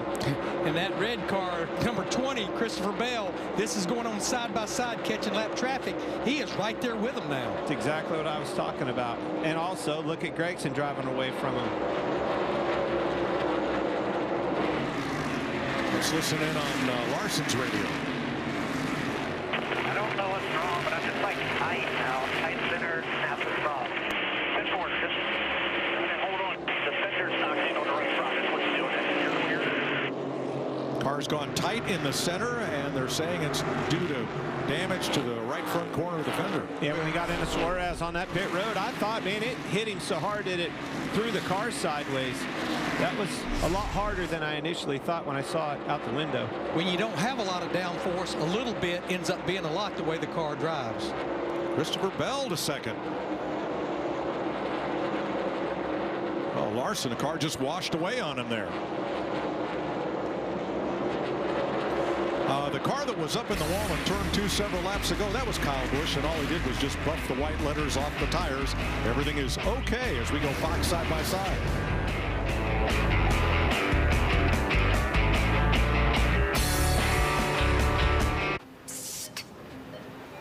I shouldn't be telling you the secret. What secret? With Triangle Select, you get 10 times everyday in-store bonus CT money on these purchases. 20 times in-store brand boost on select brands, plus a welcome gift for $50. Oh, wow, really? They might hear you. Introducing Triangle Select, a new premium subscription program with so many perks, it pays for itself, and then some. Hello, Canada. Hockey. Love it. And now I got something you're gonna love. The Epson EcoTank printer. No more expensive cartridges. Slapshot. The Epson EcoTank. Just feel and chill.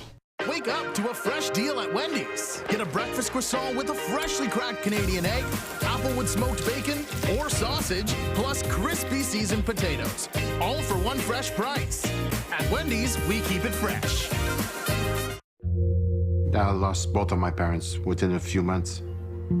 I took care of everyone, making sure that everyone was okay, but I forgot myself.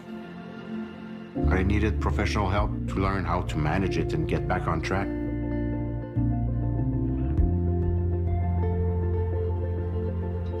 It's a process, but things are getting better and better.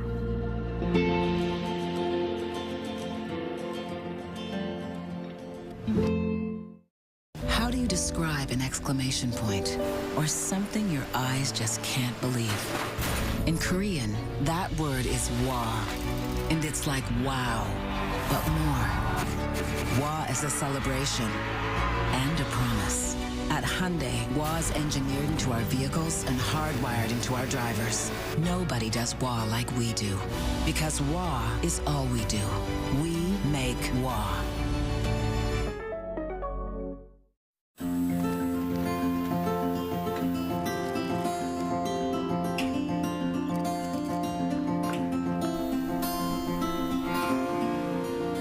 Of all the things here that'll take your breath away,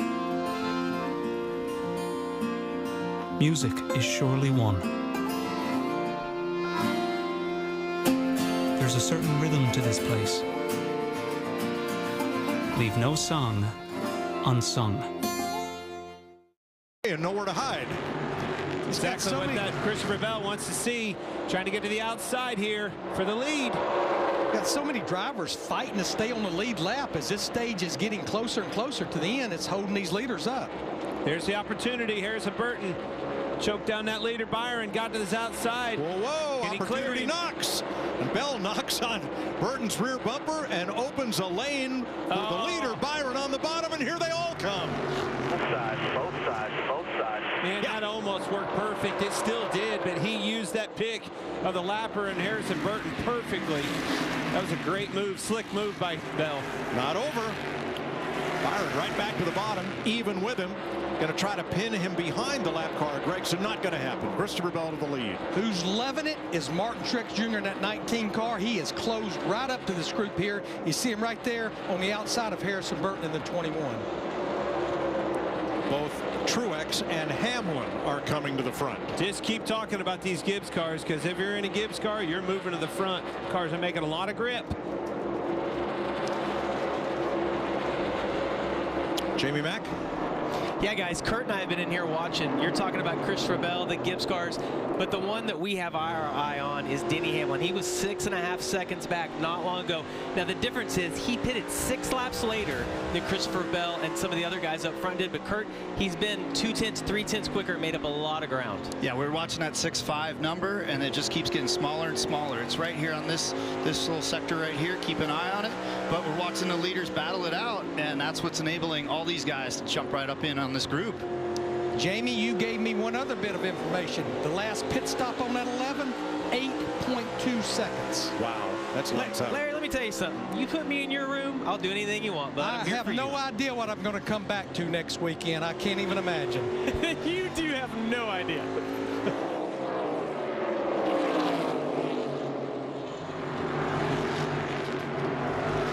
William Byron was not happy with Harrison Burton on that exchange that you saw where Byron lost the lead to Christopher Bell.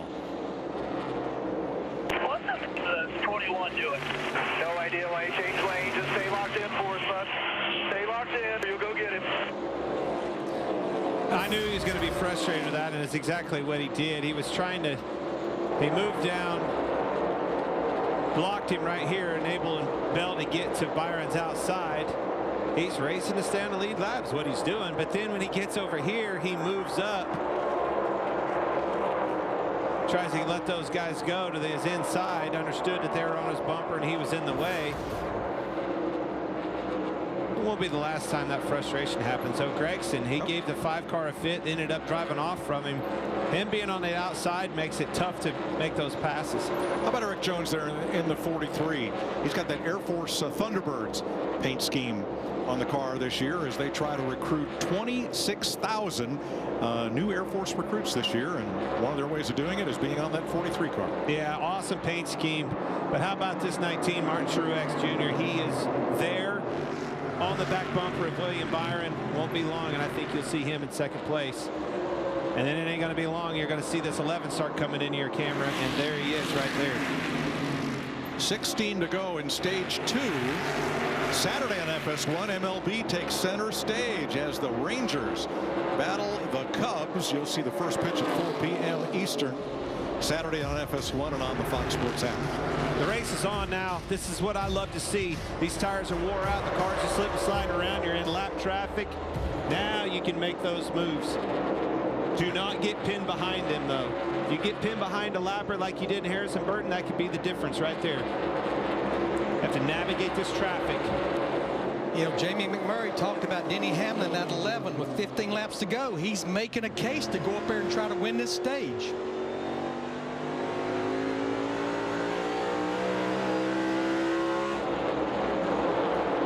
A little further back for 6th place, Chastain and Bowman.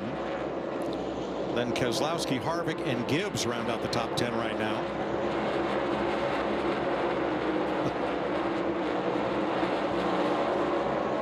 Well, last week you're in victory lane, and this week the handle's gone away for Tyler Reddick here in this second stage. Planted a appears that 45 car was good as long as we didn't have real long runs. Remember, he was running in the top 5, but these long runs, it just got the best of him. Well, Tyler's struggled at this racetrack. Even when he was in the 8 car, you know, when you think of Tyler Reddick, you think of a hard-nosed driver. He gets the most out of that race car every single lap. But when you think about Richmond, you need to be patient in that car. You need to be gingerly with your inputs, with the wheel, the throttle. I think he just need to harness that boy a little bit, harness that energy, and help him get these long run speeds down. He'll figure it out. Second place, Denny Hamlin is there, right at the bumper of William Byron. Well, fast pit stop, 6 laps fresher tires, not to mention a pretty good race car. Hamlin to the outside of Byron for second. Going to use that pick down there. Gregson's the one that gives him fits. Gregson's holding his own, running the outside, being consistent. That's what you want. That's all you can ask for. There goes those 4 fresh tires on that 9 car. Yeah, Josh Berry is 1 lap down after that extra pit stop. Trying to make up as much ground as he can before the end of the stage. And in fact, he may keep Hamlin he got getting to the leader. Got very loose into the corner. You see that thing sliding around. He's going as hard as he possibly can, trying to get this lap back. Now, how about Kyle Larson, who has faded here to 7th place? That was better to just race the racetrack right now. I know you're pissed off, but don't give up. Just drive it until we get to the stage. We'll fix it. Wait till the end of the stage, we'll fix it. Just keep driving it. Problem is, Larry, is how much is the car messed up and affecting that, or how much do you know as a crew chief on that box that you need to make an adjustment to free him up? Yeah, if you can't make that fender better, you're going to have to adjust to that. But Jamie, how about Brad Keselowski right up there in the top 10? Yes, Larry, exactly. He's been quietly moving his way forward. Started this race 24th. He's up to 6th. You know, he's finished outside the top 10 3 straight races here at Richmond, but they really felt like they have better pace this year overall, so they should be able to run in the top 10. Brad, of course, looking for a rebound coming off his worst finish of the year last week. But right now, he's also said he feels like he has better drive off than the others around him. And he got us good this weekend. His team, RFK Racing, sent out a tweet with a photo that said Carl Edwards would drive some races for RFK Racing this year in the Cup Series in the number 60. And we all went, wow, that's great. And then that evening looked at Twitter again. April 1st was the date of the tweet. That's why I stayed off Twitter yesterday.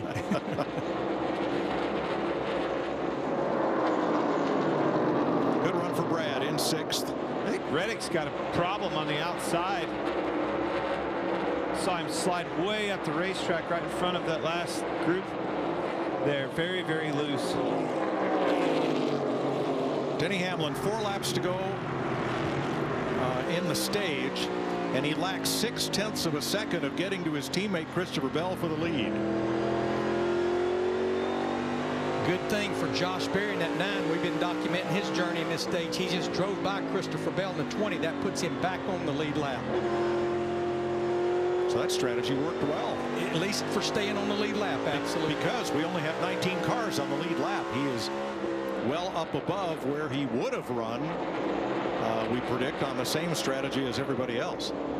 And Chris Buescher, the other driver on the alternate strategy, has gone 2 laps down. I think if he gets to his outside, he may have a chance. Bell's not going to let him, though. You see Bell move up, give him that inside. That's exactly what I would do. See, and now he can't keep the car underneath him. Gets loose and you drive off from him. That's textbook Richmond racing right there. Bell slides up, though. Got a little loose there. You're going to see big run coming off. Will they go under him or try to get to his outside? There will be lapped cars ahead before the end of this stage for the leaders. Hamlin to the bottom. Got that thing rotated. He's just getting it rotated and able to put the throttle down so much earlier than Bell can. See his discipline getting into the corner, though. Lifted early. Gets the car rotated. He's going to get clear here. Yeah, Clint, that tells me how good that car is. You mentioned it in 3 and 4. He was able to turn that thing down. A lot of times it'll snap loose, but he was able to still get that good drive off the corner. Well, on the flip side of that, look at Bell. Bell was still waiting on his car to rotate. The front end was not turning for him tight. William Byron third, a second and a half back. Truex fourth, Chastain fifth.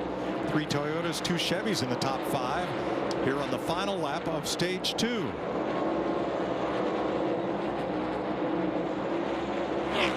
Very impressed with Denny being able to overcome that speeding penalty on pit road, get back and win this stage. Pretty impressive. Hard to believe, but it is the first stage win for a Joe Gibbs Toyota this season. Denny Hamlin wins stage 2.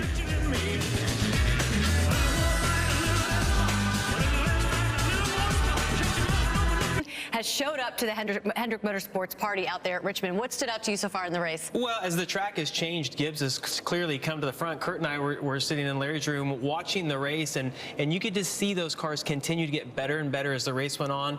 Denny pitted that little bit later, and it was able to put him out to be able to win that second stage. They put themselves in a position to win now. That was amazing to see, just 6 laps on a set of tires, and then his patience. Denny's front slip angle on the way he drives at Richmond, it's like no other. So that was execution as a driver after serving a pit road speeding penalty. That's right. Restarted 35th. I know you just mentioned that, Clint, but really good run for Denny Hamlin, who's, by the way, pretty good at this racetrack, Mike.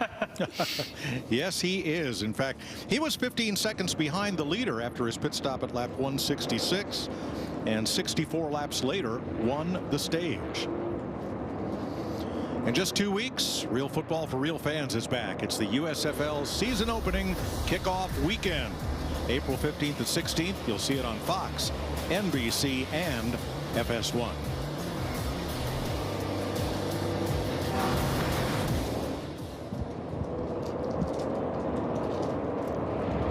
Pit crews at the ready. We've seen some sub 10-second stops already without having to wait on a full tank of fuel.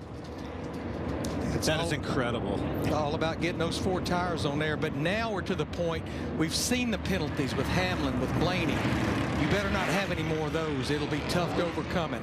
Denny had it happen early enough. He could overcome it with a fast race car. Yeah, I'll give you one mulligan. He spent his. No more of those. Especially if you got a car like his that's capable of winning this race. Do not beat yourself. 4 Toyotas, 4 Chevys, and 2 Fords earned points in stage 2 as the lead lap cars line up for pit stops. Regan. Mike, what a recovery for Denny Hamlin. Inside the race car, equally as happy as what we're seeing on the racetrack right now. Said he's pretty good through the entire corner. Maybe just needs a little help with looseness into turns 1 and off of turn 4. And Christopher Bell, his race car, way too loose. He says he's not in the racetrack at all, and that's after a second place finish in that stage. Jamie? Brad Keselowski in the 6th, really nice run there. Said the rear stayed with them much better that time. Just lost a little drive at the end of the run. William Byron said he needs the rears to hang on longer. A 4-tire stop here.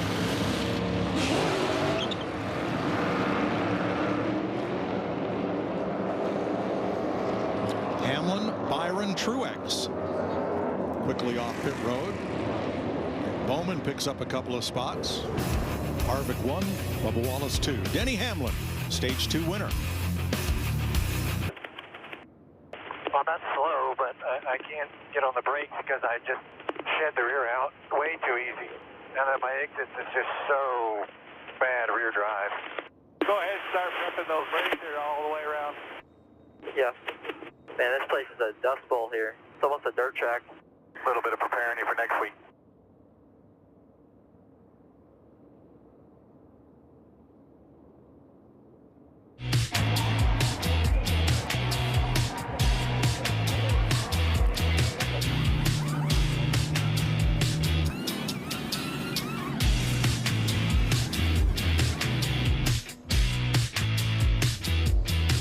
Wow, the evolution of pit stops at Bristol, which started out as a half-mile dirt track, then went to asphalt, and now it's a 3/4 mile. William Byron just 2 points shy of maxing out on stage points today. Here's who scored the most. Hamlin getting points only in stage 2. Last week, as they come to the choose, A very strange thing happened. No driver who earned stage points in stage 1 got any stage points in stage 2. 20 different drivers picked up stage points at Circuit of the Americas last week.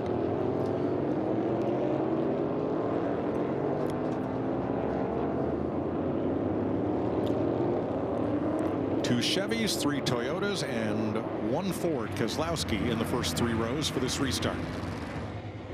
Really curious to see how Denny's car will take off on the front side of this. We saw the speed on a long run, but can it take off the speed that William Byron has in his 24 car? Look at Hamlin this season. He leads the league in average running position. His pit crew leads the league in pit stop efficiency. Hamlin is 6th best in average finishing position so far this year. I look at that run position, though. Average run position, that's what you need at a track like Richmond, and that's what he's so good at. Here's the Geico restart zone. Stage 3, green flag. He took full advantage of that Geico restart zone. He just launched out of there. 4 wide. Left of your screen. My gosh. Careful. Woo, that was close. Suarez almost got in the left rear of Logano, turned him around on the exit. I don't think there's been a single restart that Joey Logano hadn't been 3 wide. At least.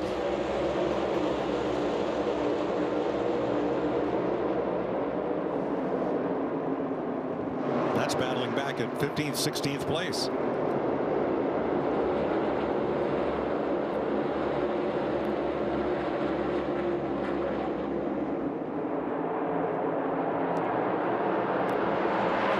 That car of William Byron just sticks wherever he places it.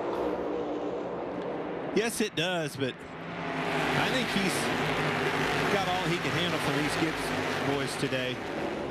Obviously, Hamlin got to the point, won that stage, but this Truex is not going anywhere. Backstretch very close between Kyle Busch and Logano. Logano, I think, felt he got squeezed up toward the wall and gave the 8 a little tap going into turn 3 to express his displeasure. Logano maybe expressed it right back there, Mike. It's hard. There's no, you know, we were talking about earlier, when they get spread out, those passes are hard to come by, take a long time to do it. When they're all together like this, you can put them 3 wide and do a 2 for 1. Sure makes things easier, longer in a run. The closer you can get to the front, the better that car handles.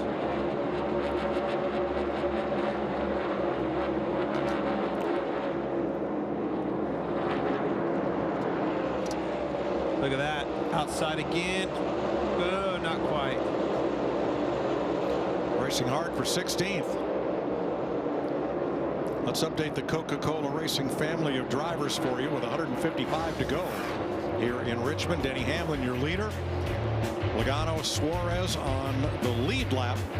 Austin Dillon in the free pass position. Keselowski having trouble in the front straightaway. I think his car's laying down. Jamie?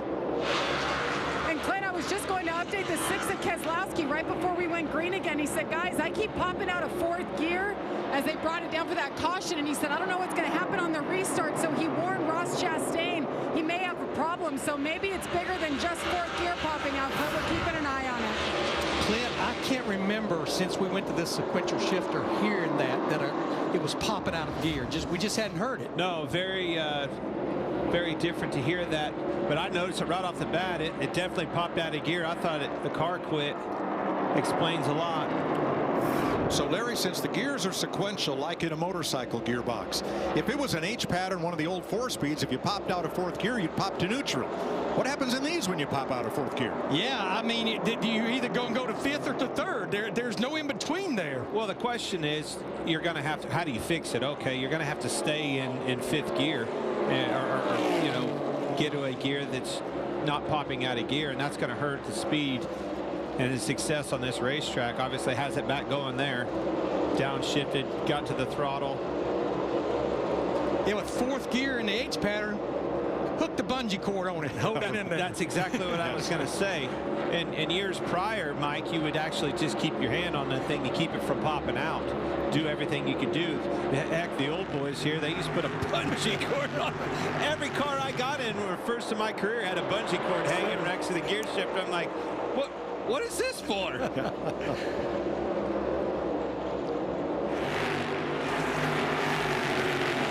Those things have been bulletproof, though. I mean, as many shift as we do, Larry, looking back last week at Coda, if you went to a race like that with 20 corners and shifting like they did in years past with that old 4-speed, somebody was going to have transmission trouble. No doubt. Whatever Keselowski's doing, it's working. He's holding pace with Kyle Larson as they battle for 7th. And we've got a number of drivers commenting on shifting with this new gearbox. The new car has changed racing forever, and specifically on the short tracks, you do a lot more shifting, which has to be super precise. It's been different everywhere, but shifting in a lot of these short tracks now compared to we never would ever think of that. But the biggest thing is I think with the shifting has made it more physical. I never thought having to shift at a short track would wear you out more than, you know, driving the race car. You know, Mike, Clint, when we realized that was going to be a player was the very first race, the Busch Light Clash at the LA Coliseum a year ago. Now Chase Briscoe and others downshifting for the corners on a little almost 5th mile track.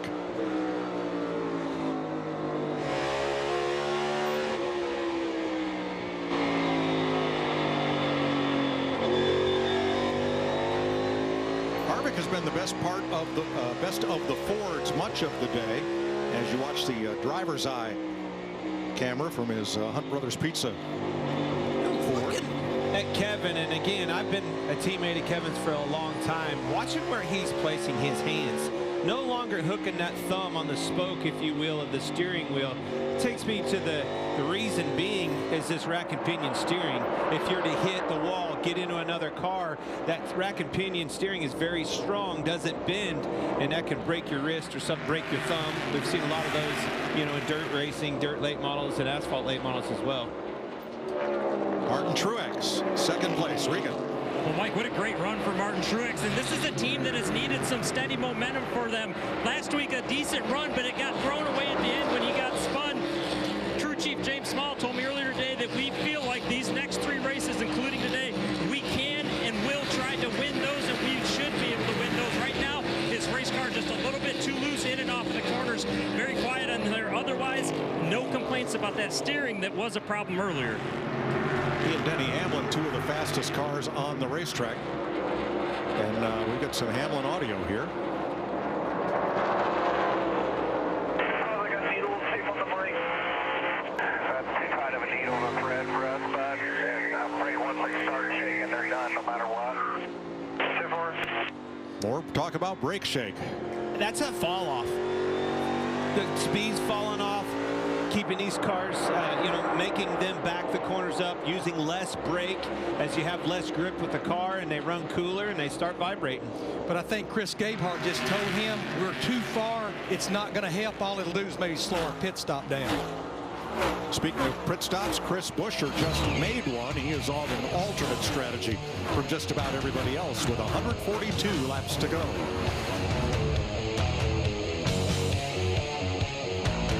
A special worship service with Tim Tebow, an award-winning Christian musicians. If you missed the old Speed TV stage in the fan zone, Kenny Wallace and John Roberts will host NASCAR Race Day Revival, and then tune in for the High Bank Dirt Track action. Come on and see us at Bristol. Tickets are available now at BristolMotorSpeedway.com. Starting to pick up some shade down here in 3 and 4. Might enable those guys to move up, get into some cool surface, Larry. Find some grip up there, huh? Pretty much everything but the bottom groove right now down there in 3 and 4 shade, and it will just continue to get more shade. 132 laps to go with Hamlin and Truex first and second. Thanks to Toyota, we're going to stay right here for a block of commercial-free racing from Richmond. We're going Toyota all out.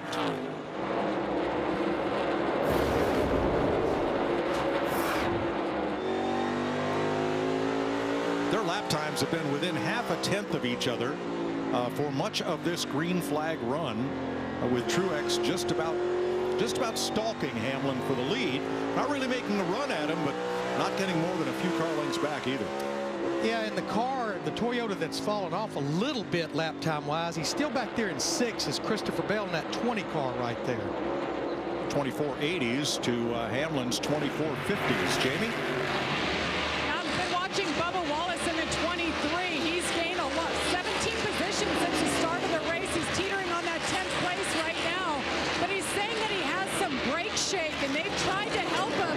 They added tape to the nose, but it's just not helping the shaking problem. They've been able to help the grip overall, but certainly a nice comeback. He was really hard on himself last week, saying that he made a personal mistake and he needs to get better. So having a nice run here for the 23. Thanks, Jamie. Rookie Ty Gibbs has been in the top 15 just about all day, and his lap times right now just within half a second of the race leaders. So more than holding his own with 20 cars on the lead lap here. Yeah, back to Jamie's report on Bubba Wallace. He just needs a non-eventful race, regardless of where he finishes. Just non-eventful. Took the words out of my mouth, Larry. You look at him, and he's running right there in 11th. If he could possibly end this race at a top 10, a nice smooth day, no mistakes, everything's fine, that makes this next week so much easier for him. Takes that load off of him, takes a load off those shoulders, and builds that confidence. Exactly what he's looking for, and a big reason why you see Michael Jordan on top of the box here representing 2311. That helps that confidence as well. Nice to see his supporting his drivers. That's a big deal for our sport, especially 2311. Drivers have made their name here at Richmond for over 7 decades. We're going to take a look at NASCAR Xfinity Series owner, Toyota Racing Sam Hunt. He tours his racing roots for us here in Richmond. Hey guys, Sam Hunt of Sam Hunt Racing. We are in Richmond, Virginia. I am taking around this beautiful Toyota GR Supra to some of my favorite spots. This was actually one of our first race shops. I was lucky enough to be surrounded by legendary short track racers. This is the famous Art Walk in Richmond. It actually happens to be the spot I proposed to my wife. It's been a blast showing you guys around Richmond. Now let's get back to the action at the Toyota Owners 400. Thanks, Sam. Cool city. Great restaurants, great activity, a lot of colleges, and of course it's the capital of the Commonwealth of Virginia. Denny Hamlin 54 laps out front. Martin Truex 6/10 of a second back, and Kevin Harvick trying to close. His lap times have been matching the leaders here as he sits 4 seconds off the lead. Definitely a lot better this run than he had last. I don't know if they made adjustments, Rodney Childers and company on the 4 car, or just a better set of tires or whatever, but it has woke this 4 car up.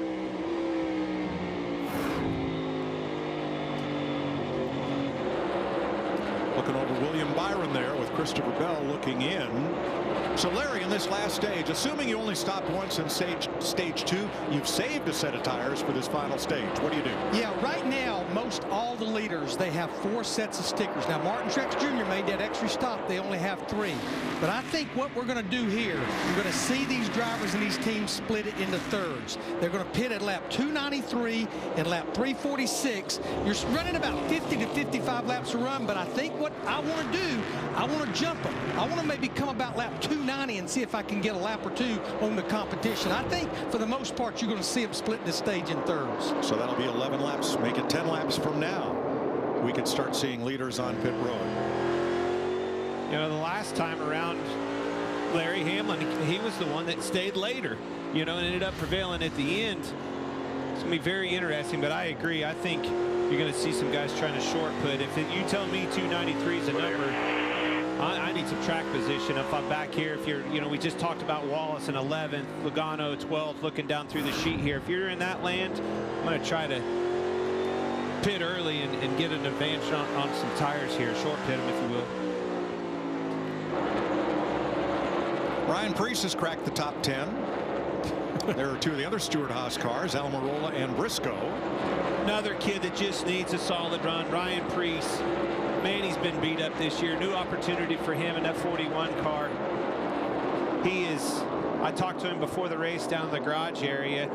Still full of confidence and enthusiasm, but man, you get beat up in this sport. You need a good run, and he's certainly got that going right here. Great job, good turnaround, Ryan Preece. They've run well. They just need to start finishing as well as they've been running. He spent yesterday's modified race atop the pit box for Dave Sapienza, because Sap would have had to go home after the rain out Friday night. He didn't have a pit crew for Saturday. So Preece and a group helped him out. Surprised they didn't put him in that thing. That's where I'd have had him, not on the box. We saw Christopher Bell at 20 just go by Kevin Harvick in the 4. That was for 4th. It's almost like Kevin doesn't have the real good super long run speed. Well, and you're spot on, because he caught the 24 of Byron. Talking about Harvick, ran right to the 24 and was looking to his outside. Next thing you know, slipped up a little bit. Bell passes him. Gonna need more of those adjustments we talked about. Now Larson inside of Harvick for 5th. Larry, that's kind of contrary to Rodney Childers' usual game plan for Harvick, which is to have a good long run car. And I go back a year ago, both races last year, when he finished 2nd to Hamlin in the spring and won the August race. That's where their strength was, the long run. But remember, totally different aero package. Also pitted a little bit early. Got off the sequence a little bit. Everybody pitted on that stage. He stayed out. Got off sequence, got some track position, capitalized on it. That old baby woke up in that clean air. Went off and won the race.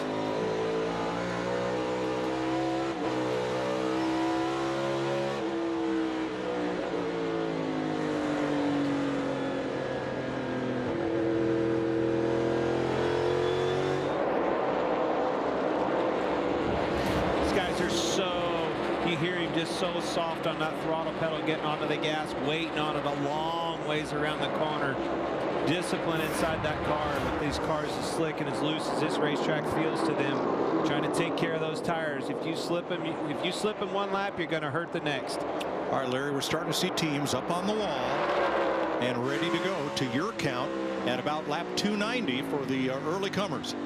Yeah, here's A.J. Allmendinger in the 16. He's the first one to come in. Of course, he's 2 laps down right now. But again, if he can take advantage of those tires and catch a caution, he might at least get one of them back. Jamie Mack? Well, I love the idea of being on the offense and doing it in 3 stops versus 2. And Clint, you and I have talked about this. We have all these tools on the pit box, the crew chiefs do, that tell what's going to make up the best lap time.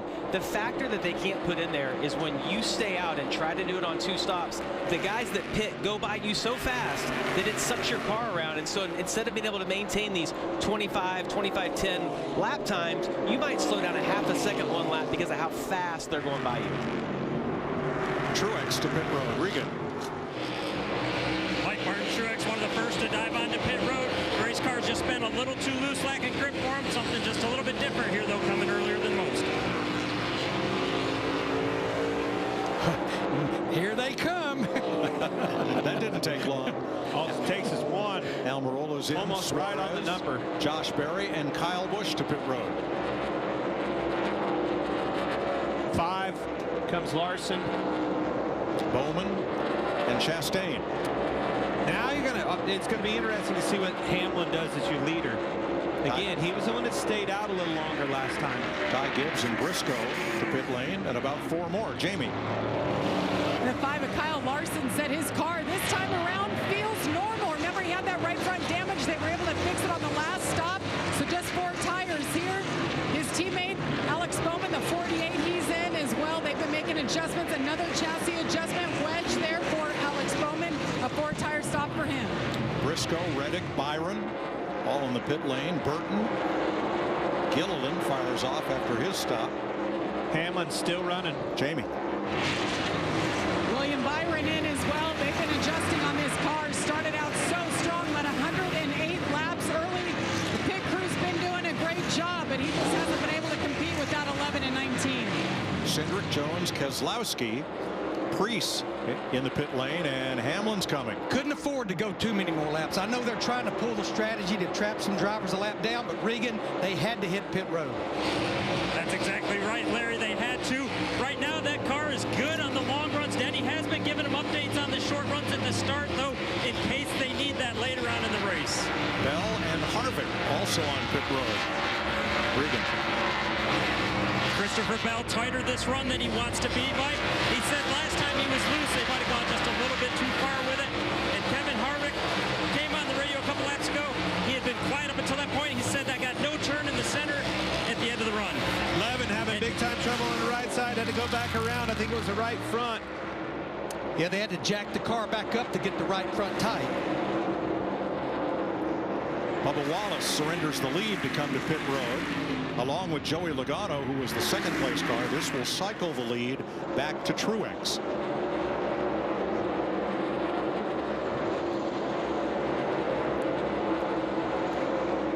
That's not what Denny Hamlin and that crew needed to have a problem. They needed another one of those 8 or 9 second pit stops to make up the ground for staying out a few extra laps. Number 1 ranking on pit road, that 11 car. Having a hiccup on the money stop, if you will. He's going to have to dig his way back out of this. He did it on that first stop. Here it is. Going to see everything is pretty much normal right there. They put the right front on, dropped the jack. He realized had the gun going back. Yes, he realized it's not tight. I mean, that's a heads up right there, but you have to jack it back up to be able to get it seated and tight. Same exact thing that we saw with the 4 car. And the 12, yes.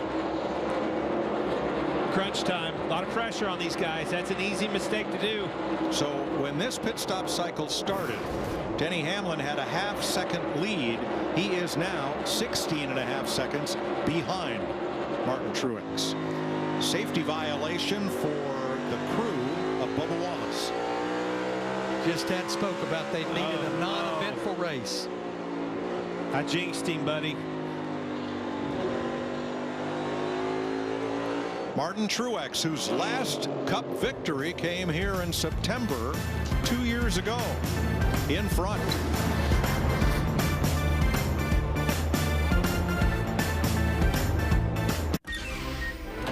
At Cheez-It, we test for the... Martin Truex has opened up a 2.2 second lead on Kyle Larson with 96 laps to go in Richmond, and trouble for Noah Gragson in turn 2. He smoked the wall, heads down the back straightaway, and caution is out. Lap 305.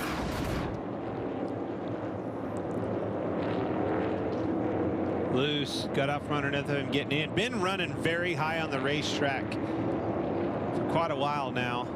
Right up against the wall. Got loose in, come out from underneath of him. Single car incident puts us under caution for the 6th time today. You know who I think this really benefited? I just don't know if they were going to be able to overcome, if we stayed green, the deficit that Denny Hamlin in 11 was in. Absolutely.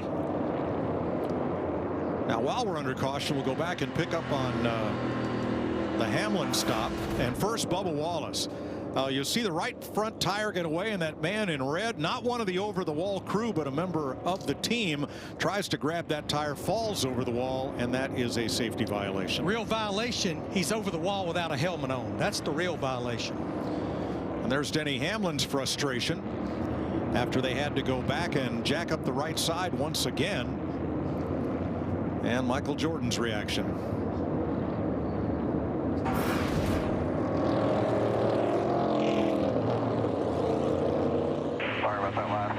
It doesn't matter, play it from where it lays. P11, 95 to go right here. We're fine. They'll give me 3 back here. I'll get the rest.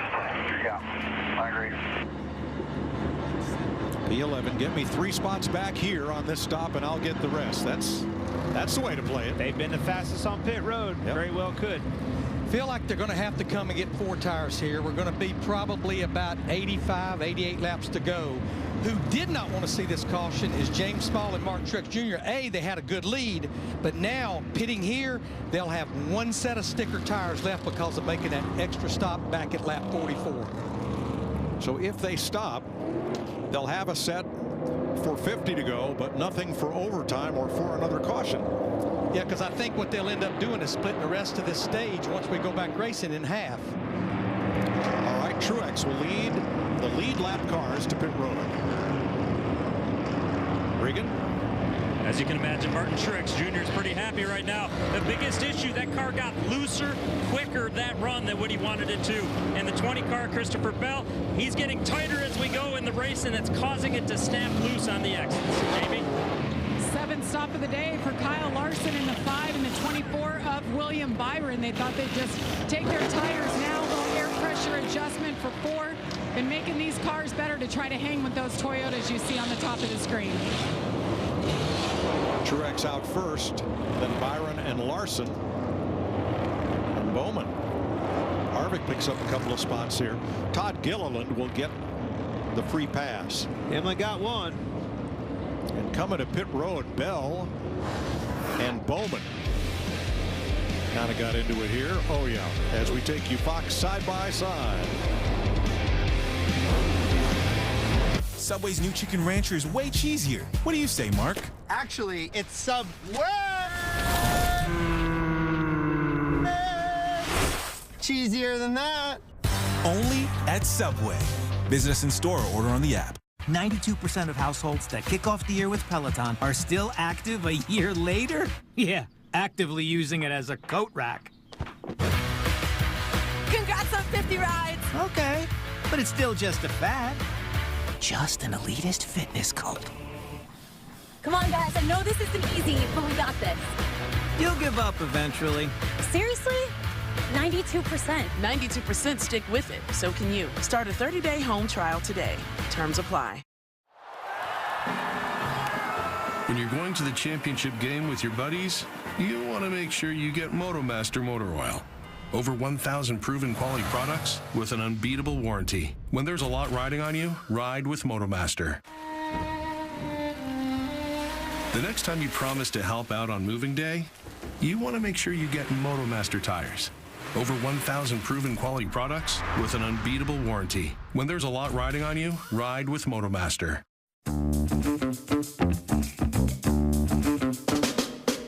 Some would say that summer is the best season to get outside, play, have fun.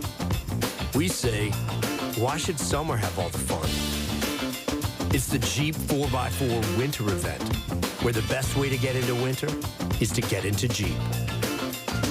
Right now, finance the Jeep Grand Cherokee for as low as 0% for up to 60 months. Subway's new Chicken Rancher is way cheesier. What do you say, Mark? Actually, it's Subway. Cheesier than that. Only at Subway. Visit us in store or order on the app.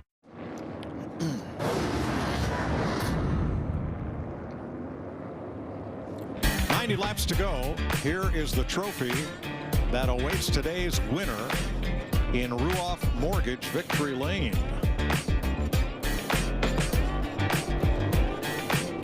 Let's take a look at who has visited Ruoff Mortgage Victory Lane so far with 6 races complete.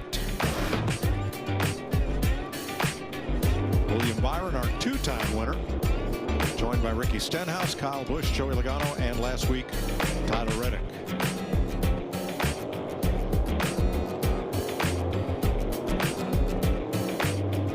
Their lineup double file for the restart. Truex and Byron, Larson and Bowman, Harvick and Chastain, Bell and Almirola up in the top 10 for maybe the first time today. Keselowski and Hamlin. So, Larry, 89 laps to go. What are your choices? Yeah, I think you split it in half, but I am not going to rule out. Phoenix broke me from sucking eggs. I am not going to rule out that somebody won't try to go the distance. On this set of tires. Almost. This is exactly what William Byron, he pitted with 89 to go a year ago. Green flag. Huge jump by Truex.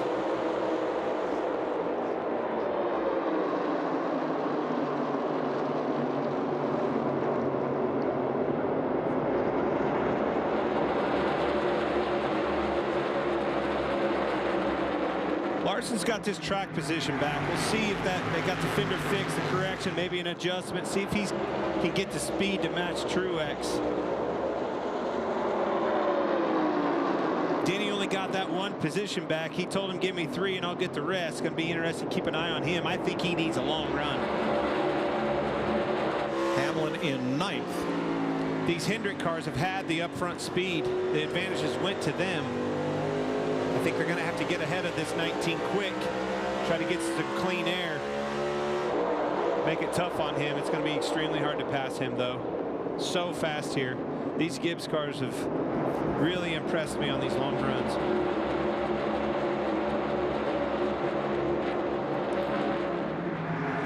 And Truex out front could be hard to handle. He is a really good rhythm racer. Once he can get the nose of that car in the wind, get his rhythm, he could be hard to deal with. And going back to this strategy, Mike, Martin Truex Jr., James Small, we talked about it at that caution. They're in a box. They have one set of sticker tires left. If they try to split this stage in half and put those stickers on, we get a caution with 10 or 15 laps to go. All they have is 6 lap scuffs left from where they only went a little distance earlier in the race. Just noticing, look at that low air pressure in that left rear. Look at that baby squat going down. Truex was the fastest car on the track that lap, trying to pull away from William Byron. Kevin Harvick is 6th. Clint, at least maybe for short run speed, looks like they've adjusted on that 5 car, Kyle Larson, maybe to the push that it had with the damage. Well, he's getting him. There you go. Almost got a 2 for 1. Denny Hamlin around Almirola and looking to get around Keselowski here. All right, we listened in on Kyle Larson in 3rd. He goes in on the kind of right on the number where it's a toss-up between that. So TBD on that right now. The same for us? I don't know. I'm not really sure. Tough though. All right. Well, you need me to save these tires. Are we thinking 90 laps here, Larry? Are we thinking half of that? There's that low air pressure we were talking about. Yeah, Goodyear recommends do not go below 12 psi on the left side. I think that's less than 12 psi. The more you can open up that differential, it just helps the car to turn through the middle between the left and the right. Helps that long run speed too with temperature. When these things slide around, build temperature, build air pressure as well. Start them babies as low as you possibly can get away with. 80 laps to go.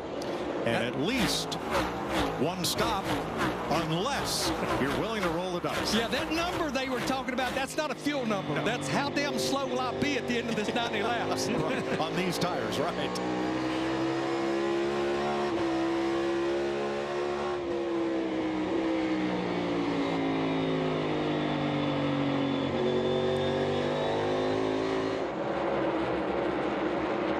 You know what, Larry? If you got a win in the bank, why wouldn't you take that gamble if we go caution free? I think that's exactly why 1 year ago Rudy Fugle and William Byron did that. They already had a win in the bank by winning at Atlanta Motor Speedway. And it's exactly why if anybody's going to try it, it will be him or somebody with a win. But that starts saving now. I'm riding around managing. We're not in lap traffic. I don't have any pressure behind me. Leader's probably not going to be passed here anytime soon. I'm going to settle in, get you some mileage out of these tires. And that's what I see from William Byron. Once the gap got established from Truex to Byron after the restart, he's been minding the gap. It has stayed very, very constant at a half a second. Not growing, not shortening, just minding the gap and rolling along. You can't win this race at lap 323, but you can do something, you can flat lose it.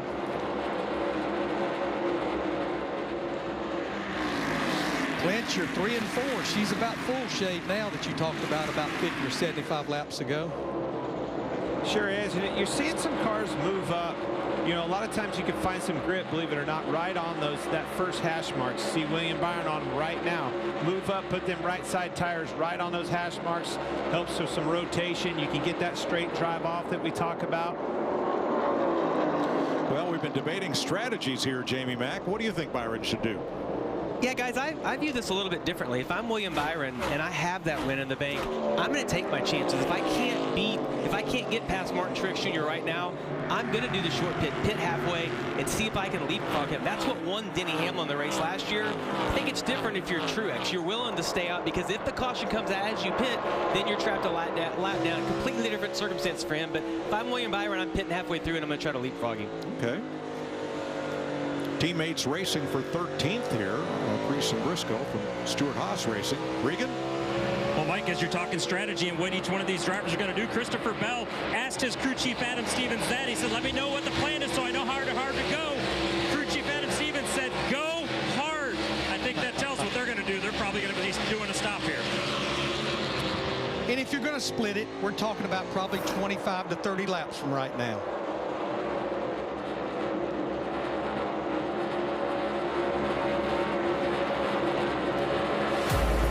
So with 73 laps to go, we'll take our last green flag side by side.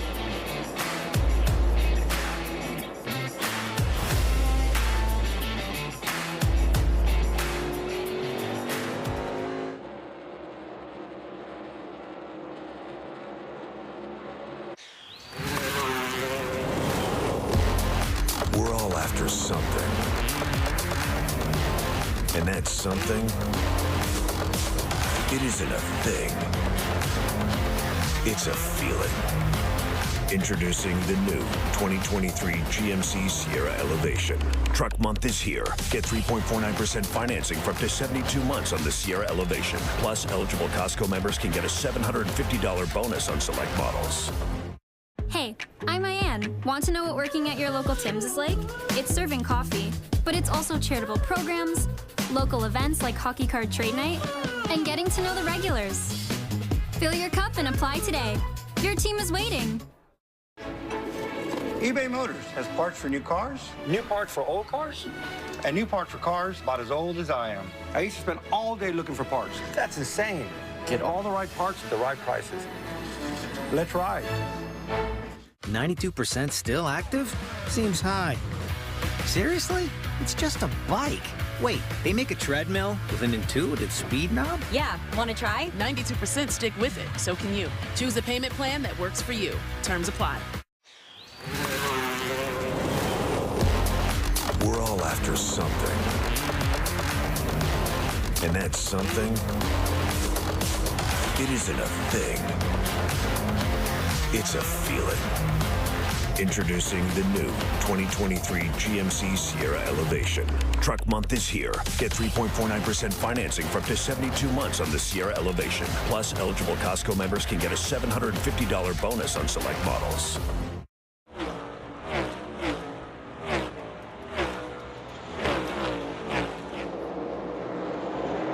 .67 laps to go. There is Martin Truex's 1 second lead from our aerial coverage provided by Goodyear.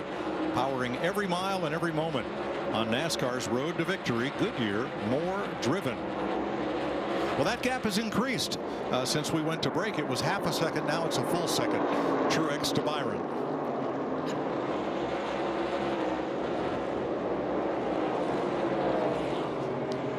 Glenn, I think you just pointed to it on the scoring monitor. Something that has not increased is Denny Hamlin's position on the racetrack since that last pit stop. He's just locked down at 10th right now. Stuck stagnant, hasn't really moved anywhere. Now that's one that's going to have to do one of these conversations like we're talking about where you're on Jamie's strategy of trying to pit an extra time or go the distance like we were talking about maybe Byron does. This isn't going to get the job done. I don't think there's enough time. You're not going to, with 64 laps to go, you're not going to run that leader down your teammate, Martin Truex Jr. I would be shocked if we do not end up seeing a mixed bag of strategies here, because I just think, as I've always said, you follow the leader, you're going to follow the leader. Kurt, Jamie Mack, what do you think? All right, this is what I love, is it's just all the banter back and forth between us really smart guys in the booth. And what we heard, though, from Regan Smith down on pit road, Adam Stevens told his driver, go. And I just wrote down, you have to go off. Sometimes the verbal language and the feel from your crew chief. If he's telling you go all out. I'd love to see if we can scan the 24, see what their mindset might be. But I'm watching your Larry Mack here, SMT, and all this data in here. I'm kind of mind blown. The 19 has the least amount of steering wheel, the smoothest throttle, and right now that's why he's pulling away. Well, that 20 car, there's definitely their pit. That's how I heard it in his voice. But right now, he has his hands full of that one car, Ross Chastain. If he's going, it's not going like he'd like to see it going. So if you get tires and you are 1 second faster than the leader in 25 laps, you can make up a lap that you have spent on pit road. Which is exactly what we saw with Denny Hamlin and Kevin Harvick a year ago. Toyota's led more laps today than in the first 6 races of this season. Hamlin 71, Truex 44 so far, 22 for Christopher Bell. If you stay out, it's all about how well you do with those guys that pit. You have to make sure that you keep your eye on the ball. Do not lose track of the fact of what you're trying to accomplish out there. Minimize the damage. You see a car coming, you figure out how to let him pass you and minimize that time. Do not get caught 3 wide on the outside or something. Give up the corner on the inside. Manage that pass and reverse defensive order. Hard to do. Now, of course, Larry, those 25 laps only get you back on the lead lap. It doesn't get you to the leader. No, it doesn't. But again, I think the thing that the analytics will not factor in, Jamie McMurray said it, is cars on fresh tires catching you. You getting in traffic. It can't factor those things in. But Jamie Little, what about William Byron in that 24? Yeah, I've been listening to their radio, and they told him a few laps ago, you are the fastest on the track, and right there he just turned the 3rd fastest lap time. I'm also watching his pit crew. They all just put their helmets on, and I got a wink and I got a 10. So I'm thinking they may come in about 10 laps. It's all about the body language at this point. All right, thanks. Yeah, I mean, splitting it in half, that window opens at about 13 laps. But I just keep preaching. If you're going to go down that pipe road of that strategy, get in there early. Take advantage of those 4 fresh tires. All right, what's Denny Hamlin's team thinking? You might have to take a risk strategy-wise. Yeah, work on optimizing it there. It's the best we can do. That's him telling his guys, you're going to have to do something. I can't get anything done out here on the racetrack.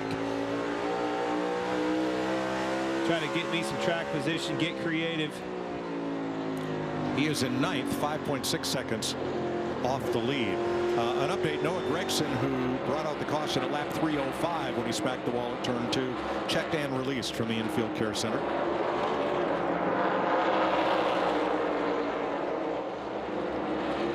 So still 19 cars on the lead lap, back to Todd Gilliland with 55 laps to go. And you see the gap measured in feet up at the top of the screen. Now lap traffic will also be a consideration. Third place, Christopher Bell pulls up against Kyle Larson. And whoa, Burton. I wouldn't say he got in the way, but he didn't get out of the way, right? Well, Larson was out the racetrack too. I think Larson got loose, sliding up, almost got in the left rear. You know, that happened between those two the last time Larson caught Burton. It did. Yes, it did. Bell took advantage of it. Just like last time. You know, it wasn't that many laps ago. Christopher Bell had his hands full of Ross Chastain, and now here he goes. He's just picking them back off again now.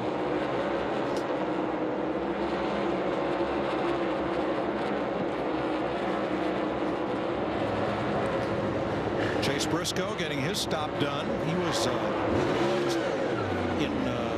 He was 12.6 seconds back of the lead when he made his stop, back about 16th place. Harrison Burton is in, and here they come. Ryan Preece, Kyle Busch. So 4 cars on pit road with 52 to go. They will lose a lap making this stop, and then on fresh tires have a chance to make it back up. Ty Gibbs coming in. I just really believe if you're going to make a pit stop, you need to go ahead and you need to kind of do it now in these next lap or two. Yeah, get it out of the way, right? Here comes William Byron. And second place. Austin Cindric as well. Tyler Reddick coming in. Trouble, turn 3. Almost. Oh, Harrison Burton locked the brakes up big time. Shot up the racetrack. No harm, no foul. We're still green, guys. And I would say the octave of the 24 spotter just went up a notch or two. Jamie. The body language in the William Byron pit was true. They were planning on splitting this and coming to pit road. Just 4 tires here for the 24.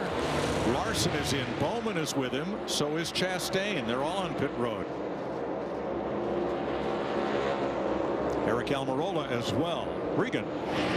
Ross Chastain continuing to make this car better as we get towards the end of the race. He's needing a little bit more rear grip. It wasn't too bad this last run, though. Jamie? And Kyle Larson, they've been making that car better after that damage. You just saw another chassis adjustment there. 4 tire stop for the one-time winner here. Meanwhile, his teammate, the 48 in the number 1 pit box, came in as the point leader and got the pole for this weekend after the metric. Just 4 tires there, Regan. Martin Truex Jr. is very good in turns 1 and 2. Turns 3 and 4, though, is starting to get tight for him as we documented. The shade is starting down there. And Kevin Harvick doesn't have any turn in the center at the end of the runs. Dan Suarez in. As green flag stops continue, leaving 7 cars out on track that have not stopped among the lead lap cars. Down to Todd Gilliland, the top 7. That includes both the front row cars, McDowell and Gilliland. Here's the Mahindra Tractors cam on Chase Briscoe showing you the glare here at Richmond late in the afternoon. Yeah, it's sun going down. We talked about the shade in 3 and 4 coming off of 2. Really bad glare, and then again right as you get into the corner. I've seen some guys actually starting to miss turn 3, and I think that's all due to the fact that they just clearly can't see their lifting points. Looking for cones on the back straightaway. There's cone markers on the fence that you use as an aid. So from William Byron on back, those cars that made stops now a lap down to the 7 leaders. Now Byron leapfrogged to 19. Here comes Christopher Bell. He's going to make his stop. Yep. But remember, Byron pitted 2 laps earlier than the 19 car did. So Bell will surrender the lead to come to pit road. Hamlin is coming with him. And so is Logano. Regan. Christopher Bell's on pit road right now. He's dealing with some brake shake with that race car that started recently. Overall, the car too loose, and Denny Hamlin just wanting a little bit more help in the center of the car corners. Mike, of all the years we've been doing NASCAR on Fox, who's always a contrarian, it seems like? That would be Brad. But Brad is on pit road now. Even he said, no, I don't think so, boys. Larry, you just barely got that in time. I've had enough. But here's Keselowski to make his stop under green. Bubba Wallace coming in as well. 4 tires for Keselowski. That will leave Josh Berry, Michael McDowell, and Todd Gilliland, both the front row cars. And Larry, I kind of got a feeling they might just stretch this out all the way. Well, it's not going to pay off for a race win because they're not that far in front of William Byron. But what they hope right now, give me that caution flag, and we've made up a lot of track position. True. Tell you the track position went to William Byron. Who won this race on pit road? William Byron. Leapfrog that leader. And he's now half a second ahead of Truex. They are 4th and 5th. So Berry, McDowell, and Gilliland, your top 3 drivers, have not been to pit road since lap 308 and 9. Corey LaJoie makes a stop.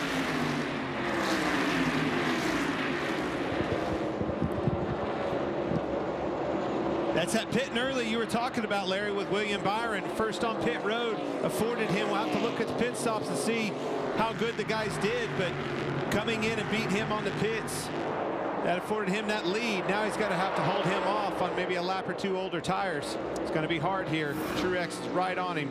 Have to hold tough and make that car very wide. So Jamie Mack, pat on the back. Well, listen, sometimes you get it right, sometimes you get it wrong. The one thing that I want to point out here, though, is that Christopher Bell waited 6 extra laps to pit over William Byron. That cost him almost 8 seconds on the racetrack. Larry's pointed this out the entire race. If you're going to do this short pit, do it a couple of laps earlier because it makes such a difference. It's going to be really hard for him to make up that track position by the end of the race now. Yeah, he's going to end up, when it's all said and done, about 7 seconds behind William Byron. Byron's lap times right now are 1.5 seconds faster than leader Josh Berry's, which means that in 4 laps, absent traffic, Byron should be racing him for the lead. Well, and another real winner, Denny Hamlin, he pitted the same lap as his teammate Christopher Bell, and when it all shakes out, he's going to be up about 15 seconds behind William Byron.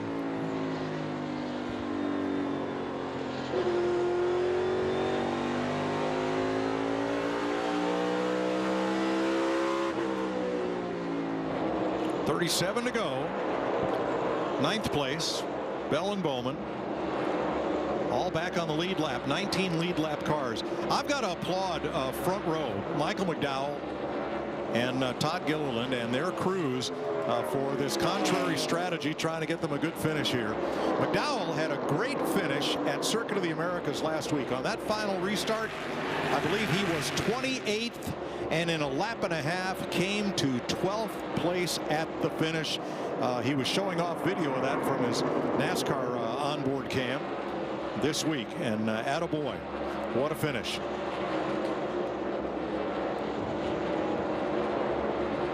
And Todd Gilliland had a top 10 finish at COTA, so they're on a roll, trying to continue it here as Josh Berry leads.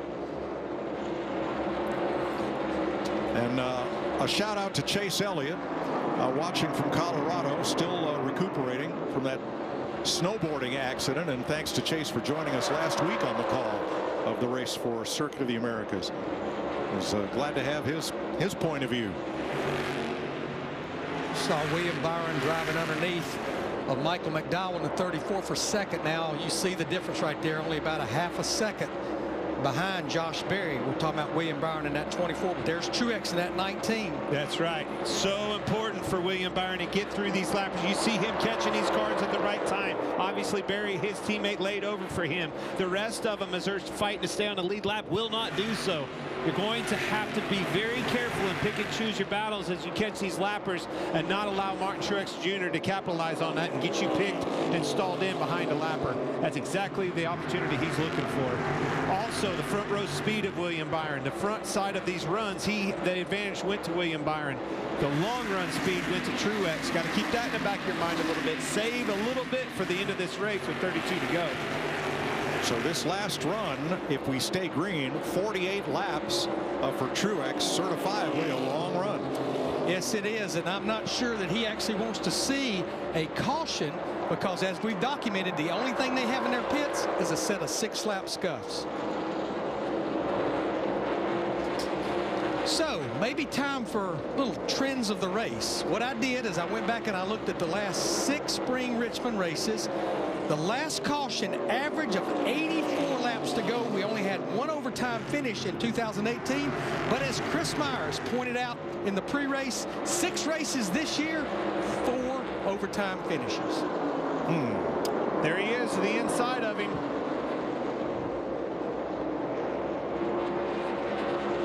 William was smart to let him have that bottom, but can't get pinned in with this lapper of Austin Dillon. See him squirt the throttle there to stay to door with him, keep him at bay on the bottom, managing that outside line. Watch out for Corey LaJoie coming up here to play the spoiler. He's got new tires. And he can play a role in that as well. That's a very good point. These guys are both hoping if he's going to... How about this? Oh. What did you just say about a caution? Turn 2. Tyler Reddick. Caution is out. How many laps on them tires you said he had? 6. Uh-oh. 30 to go. Some of these boys might not have tires to go the distance. That man right there didn't like to see that. Not what James Small wanted to see. You jinxed him this time. I always get guilty of jinxing these guys. Those were your words, Larry. You jinxed him, and here's the caution. The 3 big winners on this are Josh Berry, Michael McDowell, and Todd Gilliland. Got loose right underneath Kevin Harvick. Was trying to stay off of him. You could see he was battling a very loose race car. Tried to stay off of him. Had to turn left. Couldn't afford to do so and spun out underneath of him. Kevin did a great job keeping his car underneath of him. Let's watch this from Ryan Blaney's view.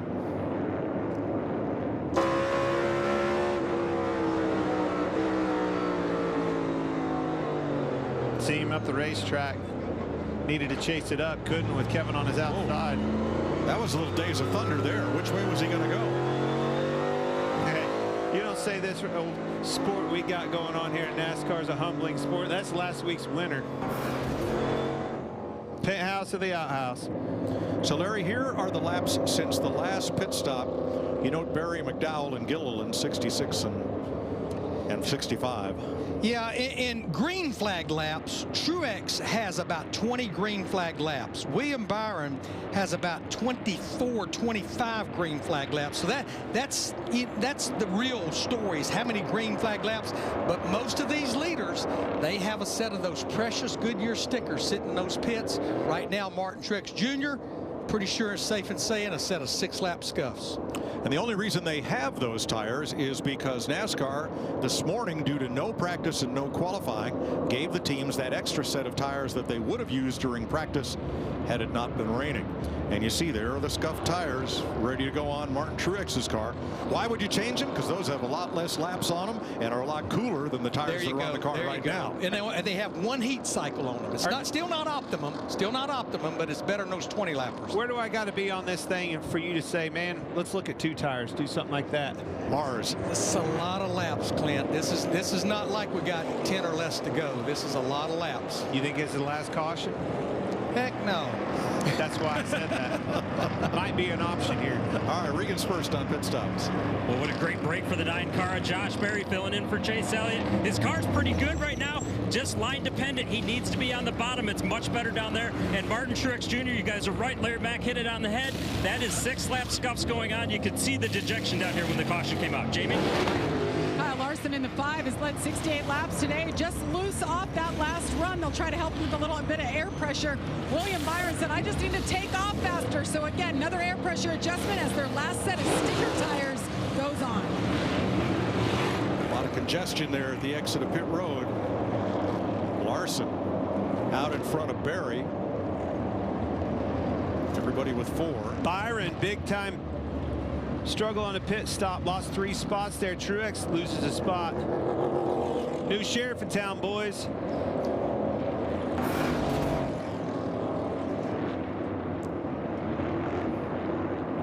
.25 to go.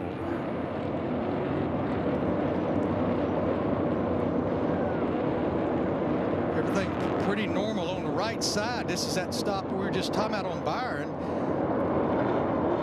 Oh, no. Denny Hamlin. You tell him, Mike. Denny Hamlin, too fast exiting. That takes him out of it. Yep. That's 2 this race. I'm going to give a call to crew chief Tom Gray, sitting in on that 9 car. He's made 2 calls today. That's sitting here now with probably what's going to be 20 laps to go with that 9 car sitting in second, Josh Berry. Well, let's recap this race so far, beginning with Ricky Stenhouse Jr.'s problem. No, the width of the track wasn't the problem, but Stenhouse likes to use it all. There it is. Brake fluid leak. Josh Berry spins after contact from Ryan Blaney. Blaney trying to overcome a penalty. Moved back up through. Wasn't the only one. Larson with a bump coming out. Suarez was trying to get in. Blaney was trying to get an adjustment, and they couldn't get the wedge wrench. Stage 3 pit issues. They have to go back to the right side on Denny Hamlin to lift the car, reseat the wheel and tighten the nut, and a member of Bubba Wallace's behind the wall crew goes over the wall. That's a safety violation. Tyler Reddick takes a spin, and here we are with 23 laps to go. And look at this race off, 3 wide in the pit lane. Larson out front by himself. Tell you who had a great stop was that 4 pit crew. Clint and I looked at each other and said, did he did 2? It was a heck of a pit stop. Well, driver, you know what I'm telling you right now? You got your last set of good years. Good luck and Godspeed, buddy. You on your own. You know, I asked the same question about Josh Berry. Did he take 2 or 4? Because he was out so fast, but all these were 4 tire changes. That whole sequence played right in their lap. Great play calling, great understanding of what was on his plate. Made a little gamble there, and it paid off for him with that caution big time. Josh Berry in second place. Great job for that filling crew chief. Pretty cool to see. So it'll be a Hendrick front row with Larson and Berry. And we've got some audio from Josh Berry's team. You want to win your first race. Here you go. Hold it back. Let her rip with everything you got. 20 lap heat race at Hickory. So true. If that doesn't get you wound up, I don't know what will. 2 races here already this weekend. Was it Chandler Smith, first-time winner in Xfinity yesterday? Austin Beers, second-generation driver, first-time winner on the Whelen Modified Tour last night. We said at the top of the show, this is a track for veterans. Kids don't win here. Rookies don't win here. Josh Berry, prove us wrong. And a first-time winner last night in the trucks as well.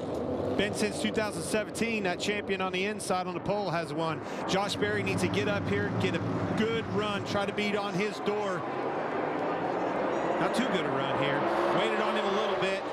Got a side-by-side. Try to be on his door and stay on that outside tight. 4 wide for third. Oh, and around he goes.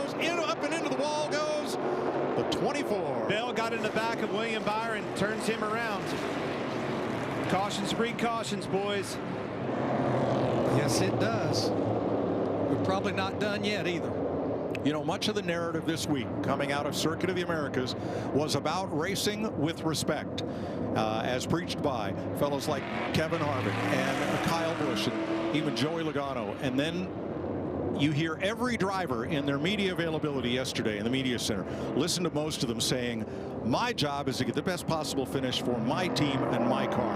And sometimes that means being aggressive, sometimes overly so, because I've got to get there. Let's take a look at what happened here. Watch the 24 outside, William second row. Second row outside.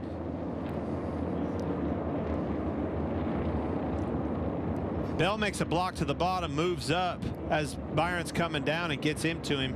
That was just an adjustment. He tried to make a late block on Chastain, wasn't there, moved up, got into the 24 car and turned him around. That wasn't respect right there. I'm not going to put that in a disrespectful thing. Not saying that you did, but that was just trying to make an adjustment. Moved up too much as the 24 was coming down. Just a bad racing incident. That's a part and a product of these late cautions and this racetrack. You see him coming up right there. 4 car was going to be in plenty of trouble there as well. He moved up quite a bit.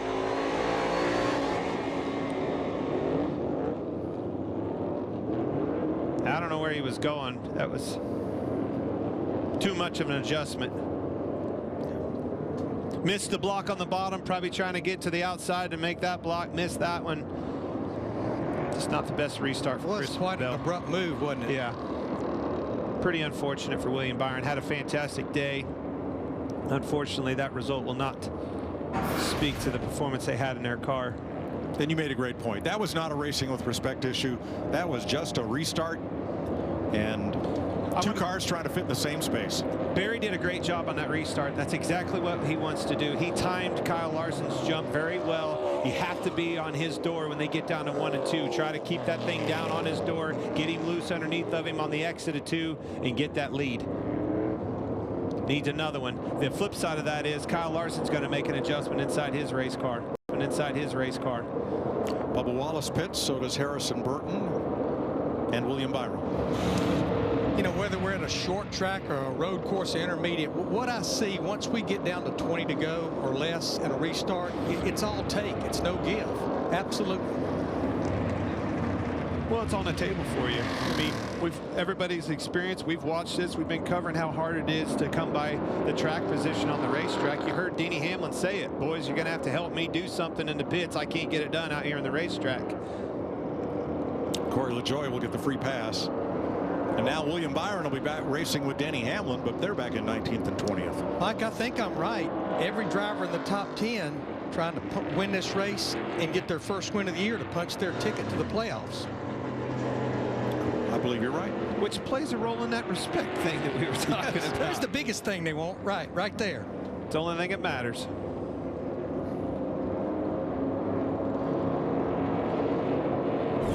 Lap down cars in. Well, Chevrolet holds 3 of the top 5 spots right now. They have 4 victories and 16 top 5s. More than Ford and Toyota combined to this point in the season. But as they are fond of saying, it's early yet. 17 to go. Josh Berry didn't get the best restart there.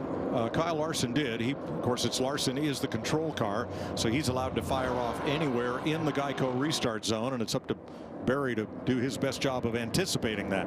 Berry almost jumped too soon. I mean, it was borderline. He made it a good correction, was door to door with him, and you know, hid that as best as possible. Have to be careful of that, like I said in that start, but nonetheless, somehow, some way, you need to be on the inside. We've seen all day long that leader, when he gets a jump, he's usually 2 car lengths ahead, getting into 1. And that time, Berry was right on his door where he needed to be. If that caution hadn't come out, it's going to be interesting who assumed the lead off of 2. Coming up next, the NHRA Winter Nationals from Pomona. Tony Stewart will be driving his top alcohol dragster, and John Force rebounding from a big crash yesterday, but John was okay and he will race today. That's next on FS1. Tony will be back in the booth next week in that dirt race. Let's see these boys test their skills, their patience, everything in between with these race cars. You watch that dirt race. You got ruts you got to go around, all sorts of character on that racetrack. These things do not handle not one car. The coolest thing about that dirt race is looking at that cat right there in the 5. Without a doubt your favorite, him and Christopher Bell. When you go there, and then you have somebody like Joey Logano that never grew up racing on dirt and walked away with the trophy. It surprised me the last 2 years in a row there. Kyle Busch was running 3rd going off into turn 3 last year. Briscoe, look at the battle between him and Reddick there at the end. What a wild race that was. So once again, an all Hendrick front row, Larson and Berry, Truex and Chastain. Harvick will be the first Ford back in 6th.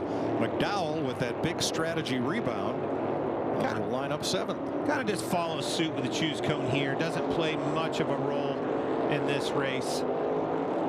You need track position. Closest you get me to the front's where I'm going to go. Hey, question for Jamie Mack back in the studio.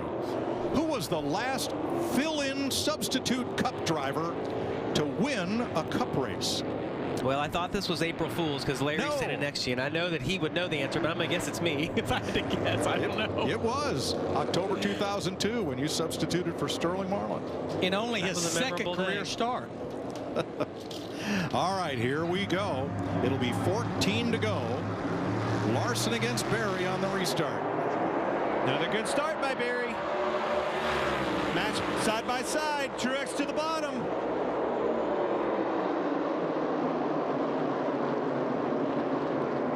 He's clear. Yeah, Josh Berry just couldn't get that run through the middle of 1 and 2 to stay up beside Larson going down the back straightaway. 3 wide for 11th through 16th. Boy, Ross Chastain in that 1 got a great run that time off turn 4 to pull up beside Truex in a 19 for 3rd. Remember, Truex is on those scuff tires. Most everyone else is on stickers. And Mike, I think he's paying the price for it right now. There you see he's under fire now from Christopher Bell, his teammate, battle for 5th. Showed up almost immediately. How long before that advantage disappears or equals out, or does it? I don't think it will. 12 laps to go. He's in trouble. Sit and duck. See him get loose there. Harvick actually checked up for him. Yeah, you heard Harvick lift completely out of the throttle there. Oh, Kevin gives him a little bump there coming off turn 4.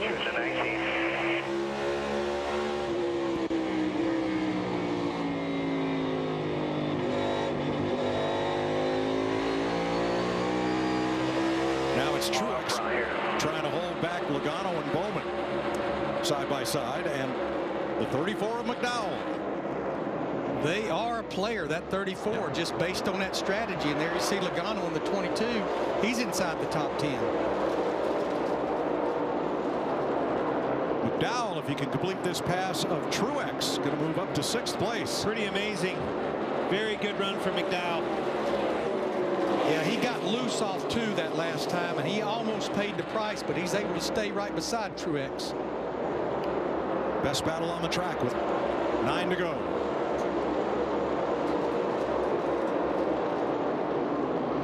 Trying to move him up the racetrack. Got in the corner deep. Finally gets clear of him there. redemption time for Kyle Larson. Counting these laps down. He's opened up 0.7 of a second on Josh Berry, almost 8.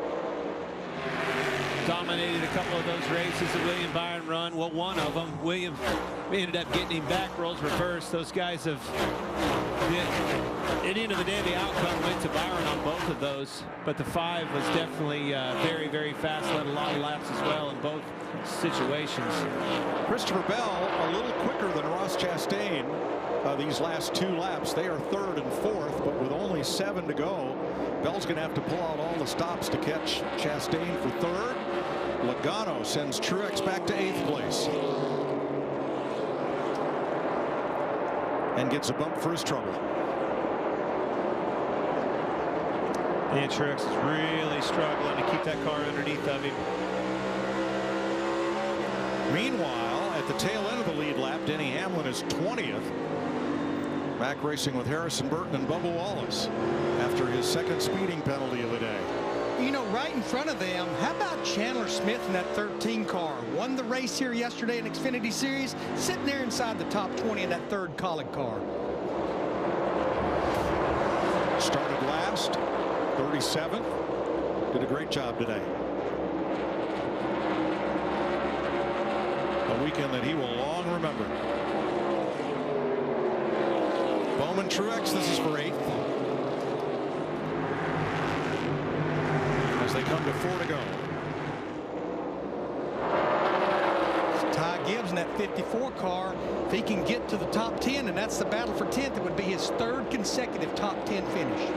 Great start to his rookie season. And, thank him for carrying the Monster Energy can today. This keeps getting, to your point, keeps getting, you know, a little better each and every week, getting his feet underneath of him. You can feel and sense that he's getting way more comfortable racing against these Cup boys. Results are speaking for themselves. 3 to go here. Both Tinder cars up front. Man, I know this Kyle Larson is really wanting this win. But Josh Berry in that 9 car. What an unbelievable ending for that 9 car if this plays out this way.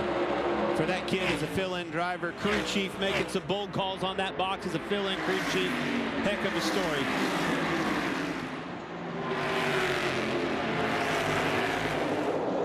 Kyle Larson wants to see the checkered flag, but he definitely wants to see this next flag because it'll be official. Harvick closing on Christopher Bell for 4th. 1 lap to go. Sponsored by Credit One Bank.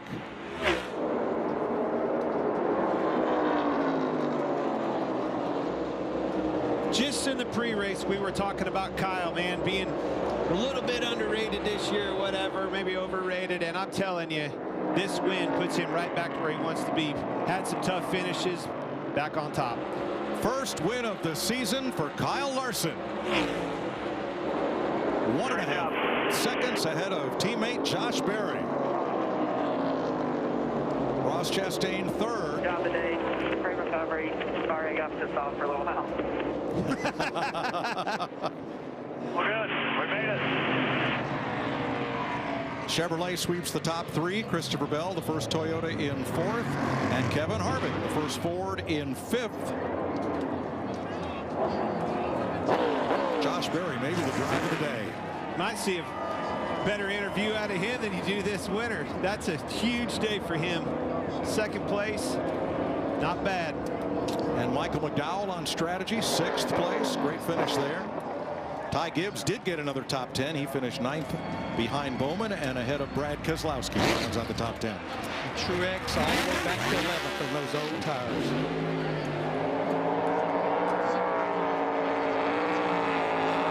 James Small had a great strategy for all but one situation. See a pretty good burnout here. Caution. The way it turned out. I think I heard that kid grabbing gears there.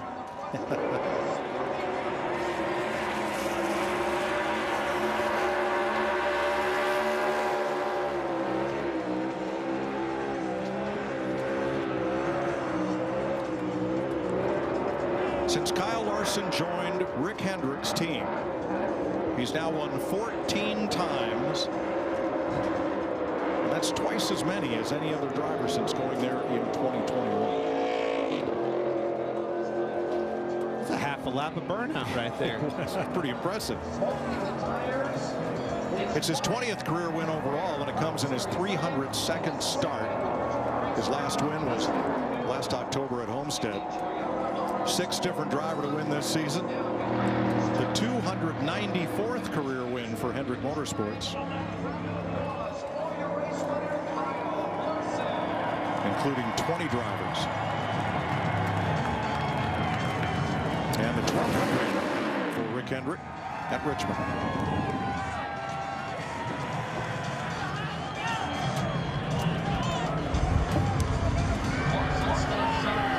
First career wins, Mike. Kevin Mendering, crew chief for this car here, replacing Cliff Daniels. Remember, Cliff Daniels is who basically replaced him. That's Kevin's very first career win as a Cup Series crew chief. Well done. Kyle Larson was frustrated early in this race. No more.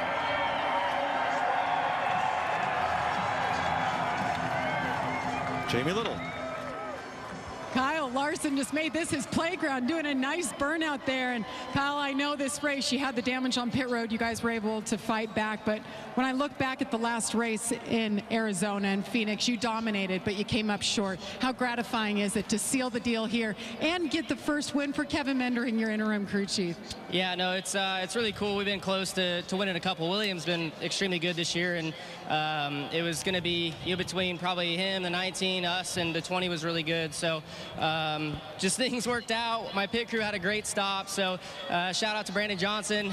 He's our jackman. He just turned 30 today. Our spotter, Tyler Mon, he turned 30 today. So great day for them guys. And what an awesome HendrickCars.com Chevy. You can't say enough about it. I got into the 99 on pit road there sometime in the second stage, and we were awful after that, and I was hoping the damage was the reason why, but they had to calm me down a little bit and get refocused, and was able to get it done. So, thanks to everyone on this team, Cliff Daniels, for everything he does to prepare the team to be as strong as we are without him on the box. So, good to get a win, and hopefully many more. Kyle Larson wins for the first time this season.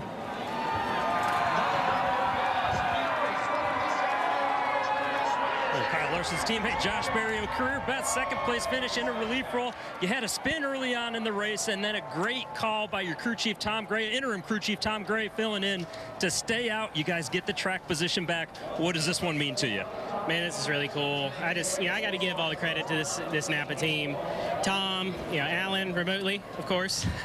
Everybody at Hendrick Motorsports, man, they made some great calls. Like we were, when we got some clean track, we weren't running bad lap times. I'm so glad they tried something different there at the end to just get us up front, because I felt like we were decent the whole time. Just getting in cleaner air there. We were a little too free to run with Kyle, but man, what a huge day. I mean, just to come here and start in the bag, no practice, qualifying, get spun out, work through the field like that to second place. That's pretty cool. Nice job, Josh. Thanks. I want you to pay particular attention to the paint job on Kyle Larson's car, and I'm sorry, this chokes me up. That was Ricky Hendrick's paint scheme when he raced in NASCAR, the late son of car owner Rick Hendrick. Today would have been Ricky Hendrick's birthday. Oh, wow.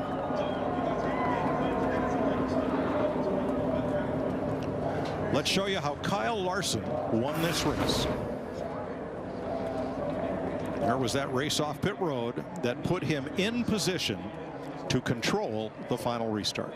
Team sport. Then that driver did a good job. Got this launch. I really thought that Truex was going to give him a run. Drove that car way into the corner and won that race right there.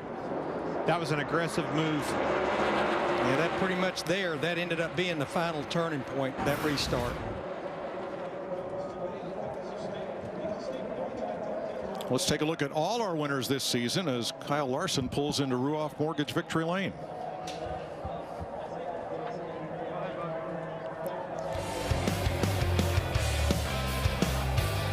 William Byron having doubled up.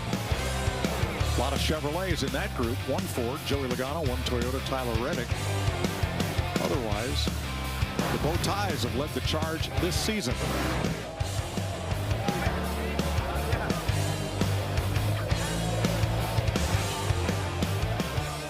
Tires, Larry Mack.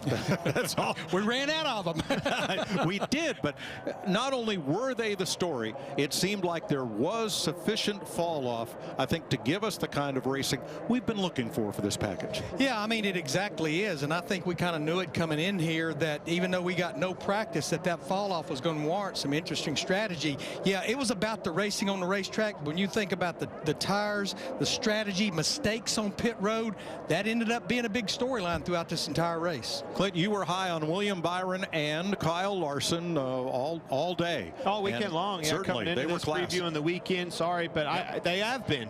They have been the heat all season long. Especially, you looking back at Phoenix, those guys were racing each other, dominating that race, and ended up winning with William Byron. Roles reversed.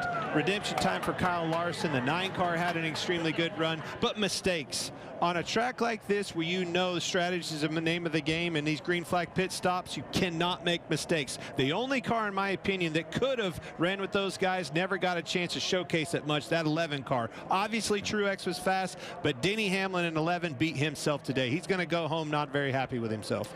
Well, back to Kyle Larson and William Byron. One of them's in victory lane, and the other is with our pit reporters. That's right, Mike. Unfortunately, William Byron comes home in 24th today. A strong race car all day long. What was your view of the contact in turn 1 towards the end of the race? Just looked like the 1 was inside the 20, and the 20s overcooked the corner, had the fronts locked up, and nailed us in the left rear. So I was just kind of restarting 4th there, just trying to stay tight to the 9 and get a good restart. And yeah, I just got tagged in the left rear. So yeah, just a dive bomb move on the inside on his part. So is what it is. And yeah, had a great race car. Raptor Chevrolet was awesome all day, and we'll just keep bringing fast race cars like that. We'll get a lot more wins. It was looking to be another win before the caution, so that's the way it goes. Thanks, William. Boy, they'll remember he was here. His teammate Kyle Larson celebrates in victory lane. Josh Berry finishes 2nd. Weeknights on FS1 NASCAR Race Hub, 6 p.m. Eastern Time. And next Sunday on FS1 and Fox, the Bristol Easter celebration on FS1 at 4:30. NASCAR Race Day at 5:30, which continues on Fox at 6, and then the Bristol Dirt Race at 7 p.m. Eastern Time next Sunday. Coming up next on FS1, the NHRA Winter Nationals from Pomona, California. For Clint Boyer and Larry Mack, I'm Mike Joy. Congratulations, Kyle Larson, the winner in Richmond.